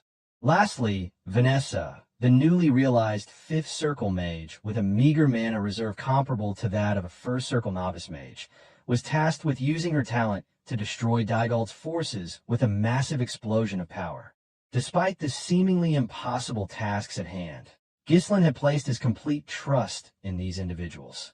Inside the castle, Vanessa had absorbed the mana from the other mages who acted as mana reserves for her, concentrating her entire being on controlling the raging mana that wasn't her own. When the gate was breached, Alpoi, barely holding on to any energy, screamed toward Vanessa, urging her to act. He shouted, telling her that the gate had been breached and that she was draining their mana. She needed to do something already. A shimmering light glimmered in Vanessa's eyes as she responded, telling him that she only needed just a little more. There was no trace of doubt in her voice as she reassured him that she could do what was asked of her. Outside the gate, Victor raised his sword high, barking orders for all units to begin the full assault now that the gate had been opened. With a new breach in Perdium's defense, Dygald's heavy infantry were the first to surge forward, rushing toward the gate like a swarm of ants. Before departing, Victor called to one of his aides, instructing him to bring Count Dygald to the front line. He explained that he would deal with Perdium's commander. However, Victor did not yet know that Ghislain was the black-armored knight who had been running rampant within Dygald's ranks. He still believed that the knight was Zwalter. Meanwhile, breathing heavily from their previous clash, Kair stood defiant. His body was covered in blood, both fresh and still pouring from his wounds. He raised his broken sword, channeling every bit of mana he could muster into it. Frustration began to cloud his movements, making them more sloppy, but his gaze remained sharp like that of a beast. Victor asked if he was Kair, confirming his identity. He then continued, saying that at Kair's level, he should know where it was worth dying and where it wasn't. He questioned why Kair kept charging toward an opponent he couldn't defeat. Meanwhile, Adon, who was dealing with Ghislain in the rear, shared the same sentiment. He remarked that Perdium's gate had already been breached and that the side Ghislain had chosen had already lost. Victor spoke to Kair about the bold surprise attack Kair had launched. He acknowledged that while it had been unexpected, the outcome would remain the same because of the sheer difference in numbers. Speaking to Ghislain, Adon expressed that filling his elite strike team with worthless mercenaries was the mistake that doomed Perdium estate. He emphasized that their discipline couldn't compare to Dygald's. Victor added that a mercenary should know when to retreat if the odds turn against them. Adon echoed the sentiment, stating that no matter how skilled someone was, they could never defeat a well-trained soldier or knight. The two warriors shared similar words, each telling Kair and Ghislain that they had nothing worth dying for in this war. Standing firm, Kair chuckled, asking what it mattered if that were true. He declared that his life was his own, and none of them would have a say in it. Kair and Ghislain had different purposes in this war. Kair hated losing more than anyone else, while Ghislain was determined to lay down his life for his young lord. Their eyes gleamed with the lethal ferocity of beasts, both knowing that on the battlefield, there was only victory or defeat. Mercenary or knight, it didn't matter. Despite the great distance between them, Kair and Ghislain charged toward their respective opponents. Each of their steps felt heavy, yet neither yielded to the pain that tore at their minds.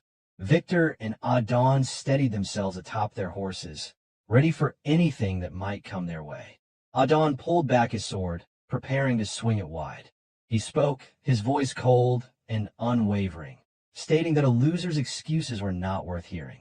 Adon's sword and Ghislain's massive long-handled axe collided once more. This time, however, Ghislain adjusted his angle ever so slightly, so that only their handles would meet, ducking low to avoid the sword's blade. With the remaining momentum from his axe's rotation, Ghislain used the force to pull Adon's sword toward the ground, making Adon lose his balance. Adon realized too late that Ghislain had used the inside of his axe to deflect the sword's momentum toward the ground. In that brief lapse, Ghislain quickly brought his axe upward, the sound of their weapons' handles screeching in the air. The massive axe swung in a wide arc, unrelenting in its force. Unfortunately, Adon had already abandoned his sword and raised a shield to defend himself. Still, Ghislain's strike severed the neck of Adon's horse. With a loud thud, Adon fell from his horse, his towering figure crashing to the ground. He cursed loudly, calling Ghislain a lowly mercenary, his voice filled with fury and disbelief. Adon had always been the one delivering violence, but never had he found himself on the receiving end. Now, Ghislain's figure loomed before him, the axe poised for a vertical swing. Ghislain's eyes gleamed with unrelenting fury. He was ready to break anything that dared to harm his young lord. Ghislain's axe collided with Adon's shield. Despite Adon's embarrassing state, his defense remained as solid as ever, testament to his status as a high-level knight. But Ghislain knew better. He spoke calmly, asserting that no matter how solid the defense was, there was always a gap. He pulled a sword from the sheath at his back and proclaimed that he had given his life as a weapon for Perdium's young lord. His sole existence was to bring him victory. Ghislain raised his sword high, pulling it back before thrusting it toward Adon, who had been unable to move after falling from his horse. Through the slit in Adon's helmet, Adon could see the unrelenting force that had driven Ghislain to attempt such a daring ambush in the midst of Dygald's camp, refusing to back down even in the face of a high-level knight. And through the same slit in Adon's helmet, Ghislain's sword found its mark. Blood sprayed as if Adon's head were a ripe tomato being burst with a sharp bite. Meanwhile, in front of the gate, Kair charged toward Victor. Despite his battered state, he showed no hesitation in his movements. Inwardly, Kair knew that Victor was far stronger than him, and he knew well that even attempting to stand against such an opponent might cost him his life. But Ghislain's order echoed clearly in his mind, for him to tie down Victor until Vanessa was ready. Even in the face of such a formidable opponent, the gleam in Kair's eyes never faded. The reckless abandon in his bearing seemed never to cease.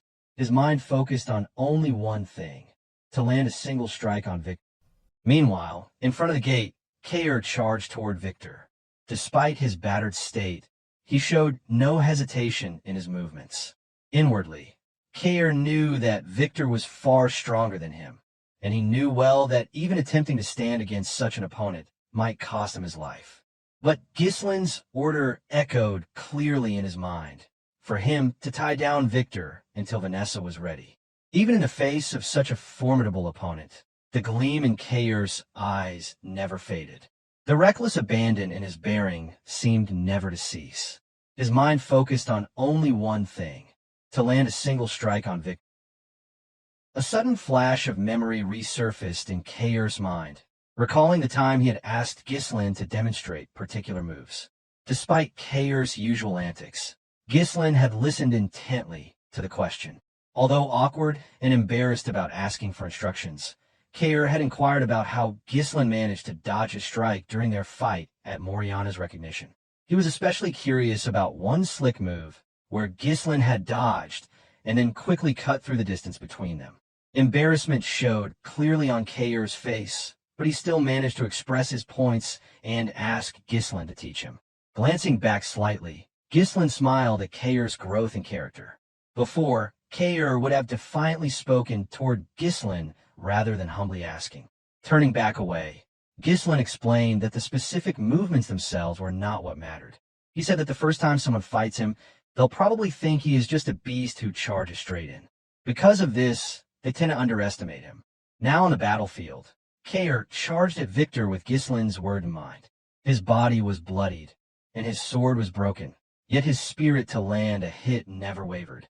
That determination drove him, an ambition to land a single strike against an opponent he could not defeat. Of course, Victor behaved exactly as Ghislain had explained. He swung his sword toward the incoming enemy while muttering about how simple the redhead was, a beast who only knew how to charge straight in. Within moments, Kair reached Victor and launched a flurry of consecutive sword strikes. Unfortunately, Victor had seen every single one of Kair's sword swings, deflecting, blocking, and launching his own counterattack. Right after, as if pulling every bit of strength he could muster, Kair stepped back and spun. Using his hand like a bowstring, Kair hurled his sword. With mana lingering on the throne blade, it tore through the air, aiming for his opponent's neck. Victor simply scoffed, thinking it was only the last desperate attempt of what a wounded beast could muster. With an upward swing of his sword, Victor deflected the sword strike with ease. Yet again, Kair failed to land even a single hit on him. Kair had only accumulated wounds on his body, lost his sword, and now faced total defeat. Victor spoke condescendingly, saying fools always make rash decisions when they think they have nothing to lose, without realizing it will be their last choice in life. It was just how simple it appeared to Victor. He had not yet solidified his own realm to reach the superhuman level, failing to notice his opponent's intent. The moment Victor finished speaking, he spun his blade through his side. In a single motion, he swiftly thrust it forward, intending to deliver his final blow to end the fight with the redhead. Ghislain's voice rang out in Kair's mind, reminding him that if he could hide his true intent within his ferocity, and with it he could open a path for opportunity. The blade came straight for his head, but Kair showed not a shred of fear on his face. His eyes remained focused, facing what his opponent thought was the last blow. At the last possible moment, Kair shifted his head just enough, causing the sword strike to completely miss its mark by mere inches. Within that split second, Kair grabbed hold of Victor's hand to control his own movements. Only after the sword had passed did blood spray from Kair's temple, grazed lightly by the blade. Using Victor's own sword stance against him, Kair moved unnaturally fast to seize his broken sword still flying through the air. Being held off by Kair's sudden grip, Victor lost all momentum to pull back his sword, leaving no obstacle to Kair's swift, precise movements. At that instant, Kair brought his broken sword crashing down toward Victor. There was no time for Victor to maneuver his horse to dodge, and he knew it. That was the moment Victor realized Kair could definitely land at least one solid hit. The broken blade tore down toward Victor's chest. Without a chance to imbue mana into it, Kair's broken sword only grazed Victor's silver, pristine armor. Though Kair seemed to have no intention to strike Victor directly, he was aiming for something else, which was Victor's steed. The broken sword landed perfectly on the horse's spine, blood spraying vividly from the strike. Victor had no chance to block the attack, since he trusted his sword completely. He could only watch in disbelief as the erratic movements of the redhead had claimed his horse. Quite literally, Kair had knocked Victor off his high horse as it fell lifelessly to the ground, leaving Victor no choice but to leap off. Meanwhile, Kair tumbled face first onto the earth in a comical, almost pitiful way. His breathing became labored and heavy. His body refused to move any further. After that brief but explosive strike he had launched, Kair's strength had finally given out. Victor thought briefly about that irregular move to catch a sword midair after he had deflected it. Even in a losing battle, Kair had laid the groundwork to turn the tide, a state only those prepared to die could reach. Victor did not immediately finish Kair off. Instead, he praised the redhead, admitting that he wasn't just a brainless beast after all. Kair's body still refused to stand.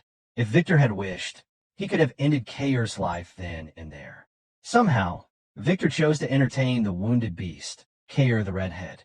Victor strode closer, raising his sword as he spoke calmly about how people sometimes surpass their limits on the edge of life and death. Unfortunately, Kair's strike had missed its mark. Throughout the fight, Kair's sword had broken, but remained clean of Victor's blood until he stabbed the horse. Meanwhile, Victor's sword was stained crimson with Kair's own blood. Pointing his sword, Victor asked the redhead, slumped on the ground and unable to move, if he had any last words. Kair muttered something under his breath, barely audible to his opponent. A flicker of surprise dawned on Victor's face, even beneath his iron helmet, as Kair clearly noticed that he had just flinched. The defiant smile on Kair's face never faded. He felt exhilarated as he loudly declared that he had finally landed a solid hit. It was true. If only Victor had not been wearing his heavy armor, the broken sword Kair had brought down could have embedded itself deeply into his chest.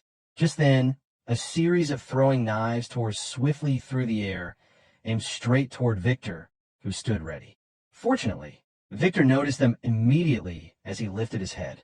It wasn't particularly threatening to him. Victor took a quick step back, skillfully dodging all the throwing knives. They landed right in front of Kair. Had they missed, they might have struck Kair's head instead. It was Belinda who appeared, swinging a hooked line as she maneuvered expertly above the two men on the ground. It was a rare sight, a woman clad in a maid uniform in the middle of a brutal war between two estates. Despite her fluttering clothes, her movements displayed the precision and discipline of a trained assassin. With uncanny accuracy, Belinda threw the hook, which landed squarely on Kair's clothes. She scoffed at Victor as she moved gracefully through the air. Given the chance, she would have faced the hidden blade of Desmond County without hesitation, but saving Kair was her immediate priority. Belinda landed firmly on her horse, darting swiftly away from the battle as she pulled Kair toward her. Trained in deadly assassin techniques and possessing mana cultivation skills that Ghislain deemed perfect, Kair's weight posed no challenge for her, leaving Victor alone on the field. All Victor could think about were Kair's last words. He pondered deeply how significant it was for the redhead to land a hit on him. Kair's last blow had stunned him, and if not for the woman's timely intervention, he might deliver the final blow. Kair was being carried away by Belinda atop the horse. He muttered that his enemy had almost died. Despite his inability to move, Kair still dared to utter such bold words, which prompted Belinda to threaten to put him down again if he didn't behave. On the other hand, realization dawned on Victor's mind. He knew that the single hit the redhead had landed on him wasn't worth trading his life for. On the surface, it wasn't. This was Victor's understanding, but he knew that for the redhead, it was something worth risking his life for. Victor turned his gaze around, trying to understand the overall state of the war beyond the immediate situation. Around him, the castle walls burned fiercely. Perdium's forces were swarmed by the sheer numbers that Dygald possessed. As things stood, nothing seemed certain to Victor. The fall of Perdium appeared inevitable. Turning his gaze toward the gate, he finally saw it. The redhead's valiant effort to land a single hit on him had been merely to buy time. Now, Dygald's forces were packed tightly in front of the gate. Only a squadron of heavy infantry could pass through at a time. Far beyond the line, centered perfectly from Victor's vantage point, a mana concentration gathered in the middle of the opening. He focused intently to discern what it was. A few tied up, passed-out mages circled a woman wearing an unassuming white robe. An old staff was held firmly in both of her hands. It was Vanessa. Her timid demeanor had vanished, replaced by a fierce and determined expression. She had yet to develop any longing for Perdium. The idea of killing thousands was far from her life's purpose. This was her own inner fight, one she was resolved to see through for the sake of her young lord. Victor's spine shuddered as the realization struck him like a crashing wave. A wild redhead had appeared solely to hold him off, buying precious time for whoever was inside the broken gate to prepare a devastating spell. Everything leading up to this moment had been a carefully laid trap for Dygald's forces. A gleam of brilliant light flickered in Vanessa's eyes as the voice of her young lord, Ghislain, echoed in her mind. He had told her that when the gate was breached and the enemy stood at the doorstep, she could turn the tide in an instant with her magic. She recalled the time when they had both overseen the burial of a massive number of runestones in front of the gate. She had asked Ghislain if she could truly bear such responsibility. Ghislain had turned toward her with unwavering confidence and assured her she could definitely accomplish it with her abilities. His trust in her was absolute, a pivotal wedge in the plan that, if it failed, would spell ruin for the entire estate. The same crushing weight of responsibility that Kaer bore to hold Victor off. Vanessa's lips moved softly, as if whispering a delicate incantation. With it came a tremendous explosion of mana, precise and exquisitely controlled by a single, once timid mage. She summoned a power far beyond human limits, defying the boundaries of the mage's circle. The immense mana swirled into glowing symbols orbiting Vanessa. In that suspended moment, every person present, ally and enemy alike, froze in place. In their eyes, the same vision unfolded. It began right at Vanessa's feet, the very place where the runestones had been buried. Between the lone mage and the advancing swarm of Dygald's forces, a crimson barrier rose, rippling like water reflecting the dying sun. Then, an overwhelming explosion of flame strike erupted. The unassuming, timid mage had unleashed the devastating spell Ghislain had concocted that only her talent could trigger. The sheer intensity of the flames engulfed every Dygald soldier daring to step within the gate's bounds. The earth trembled beneath the roaring inferno, the eruption of flame relentless and ever-growing. No one in Perdium's forces was harmed, as everything was perfectly aligned and timed for the spell to succeed. The shockwave pulsed outward first, crashing through the gate and spreading into Dygald's troops beyond. The blaze continued unabated. The runestones didn't trigger an instant combustion, but radiated power steadily after activation. The towering pillar of fire consumed siege towers and ladder carts alike, swelling larger with each passing second. As Walter stood silent, Randolph's jaw dropped in awe. Belinda steadied her steed, while Kaer summoned every ounce of strength to witness the towering flames. Gillian strode confidently toward the gate, drawing closer to observe the destruction firsthand. Ghislain gazed ahead with quiet contentment, as if awaiting this very day. Vanessa had surpassed all her limits, wielding a massive destructive spell possible only for an 8th circle mage, the cusp of human existence, a true transcendence. Dygald's forces fell into utter chaos. Those at the front could neither retreat nor advance to finish the war, despite the gate having been smashed open. Those further back fled frantically, unable to withstand the agony of being burned alive. The black cavalry unit commanded by Ghislain charged fiercely from the flank, striking straight at the broken formation of Dygald's forces. No one dared to stand and fight. The soldiers scattered, running frantically to retreat. Ghislain swung his sword relentlessly through the chaos, and the remaining Dygald forces offered no resistance. Those who survived the raging flames were swiftly cut down by Ghislain's black cavalry unit. Without pause, Ghislain barked out sharp commands to his mercenaries to encircle Dygald's forces. They were already in full retreat. The tide of the war had decisively shifted. Yet Ghislain showed no mercy, as if no one deserved any. From this moment onward, the only things daring enough to challenge Ghislain and come out unscathed were a cat and its owner. Dygald soldiers emerging from the engulfing flames had no moment to catch their breath before being met by the long, relentless line of black cavalry unit charging toward their necks. Every one of them had entered hoping to earn recognition for their service, only to now run desperately for their lives. Victor's breath came in ragged gasps. The oppressive heat was nearly unbearable. Fortunately for him, his bearing as a high-level knight allowed him to shield himself somewhat from the flames. Within moments, he understood that if they fell back immediately, his forces might manage to retreat through the battlefield's edges.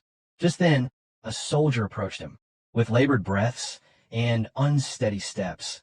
The man drew near to deliver urgent news. The soldier grimly reported that the situation was dire. Most of the troops had been burned alive. As soon as he finished, the soldier implored Victor to issue the order for a full retreat. Victor muttered under his breath in irritation. It was understandable. Nothing about this war seemed to go in his favor. His 6,000-strong army was being consumed by fire, leaving barely 1,000 able to retreat. On the other hand, though Perdium's forces were exhausted, they remained intact. From Desmond's perspective, this war had been meticulously planned over years of silent preparation. Victor had blocked every path to ensure Perdium's downfall. Yet one after another, unseen variables emerged to thwart his plans. There was Perdium's Black Cavalry unit, the formidable leader of the Cerberus mercenary Mad Dog. There was even a high-tier mage who had burned thousands with a single devastating spell. Victor let out a defeated sigh, realizing that these factors were perfectly aligned, not mere coincidence, to block his victory. It was as if he had walked blindly into a carefully laid trap. Supporting himself on his sword, Victor resolved on his next course of action. He strode off purposefully, ordering all soldiers to fall back and retreat for the time being. He explained that this area was not near the forest. Once they escaped the flames, they could regroup safely at the base. Victor expressed his deep frustration with the situation. He knew the conquest of Perdium would take far longer than he had planned, but given the current circumstances, it was unavoidable. With that, he ordered his soldiers to contact Adon immediately. Then he finally noticed someone approaching. Turning to see who it was, his eyes widened in disbelief, visible through the narrow slit of his helmet. Someone had come from Dygald's camp at the very rear of the formation, carrying Adon's severed head in hand. The gruesome sight of Adon's helmet, drenched in blood, added a further layer of devastation to Dygald's forces. It was Ghislain. He strode steadily toward Victor, his long-handled massive axe slumped over his shoulder, just as bloodied as the helmet that bore the fallen valiant knight's severed head. With steady resolve, Ghislain stood firmly before the high-level knight and calmly asked whether he was the commander of Dygald's army. Victor's breath caught in his throat, his gaze fixed unblinkingly on Adon's severed head. The fact that someone capable of slaying a knight as strong and loyal as Adon had appeared weighed heavily on him. Perdium's hidden forces, previously unreported and unknown, were deeply bewildering. Without hesitation, Ghislain released Adon's head, letting it drop to the ground with a final thud. Then he raised his massive axe and pointed it directly at Victor, issuing a cold challenge.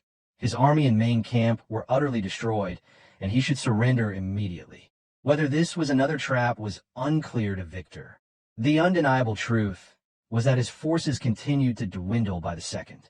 It was equally baffling how a mage could sustain such a massive, raging fire for so long, yet the barrier of flame still burned fiercely without faltering.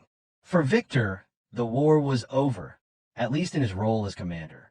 He let out a bitter, maniacal laugh, the sound echoing across the battlefield.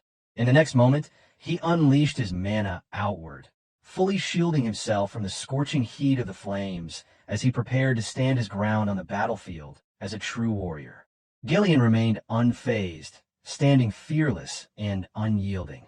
The presence of a high-level knight before him held no tangible meaning for the old man who was prepared to die. Victor steadied his breathing and took his stance, proclaiming loudly that Ghislain should not make him laugh. Through his defiant words, Victor conveyed that the war might not end as expected. He declared with fierce conviction that he would slit the throats of all in Perdium himself and be done with it. With his breathing now steady and controlled, Victor proclaimed that his war was only just beginning. As a commander, it was his sacred duty to lead and command his forces. This was what was demanded of him to gain the experience required of a commanding officer. Now that his army was gone, only one choice remained: to stand alone as a lone knight in this brutal war. He was prepared to give everything he had, either to die at Perdium's hands or to push beyond his limits, manifesting his realm and transcending the boundaries of humanity to become a true transcendence. So, friends, this chapter comes to an end. What will happen next? We'll uncover it in the next chapter. Don't forget to rate this chapter out of 10 in the comments. We'll see you in the next video. Until then, take care and goodbye. Don't forget to like the video and subscribe to the channel.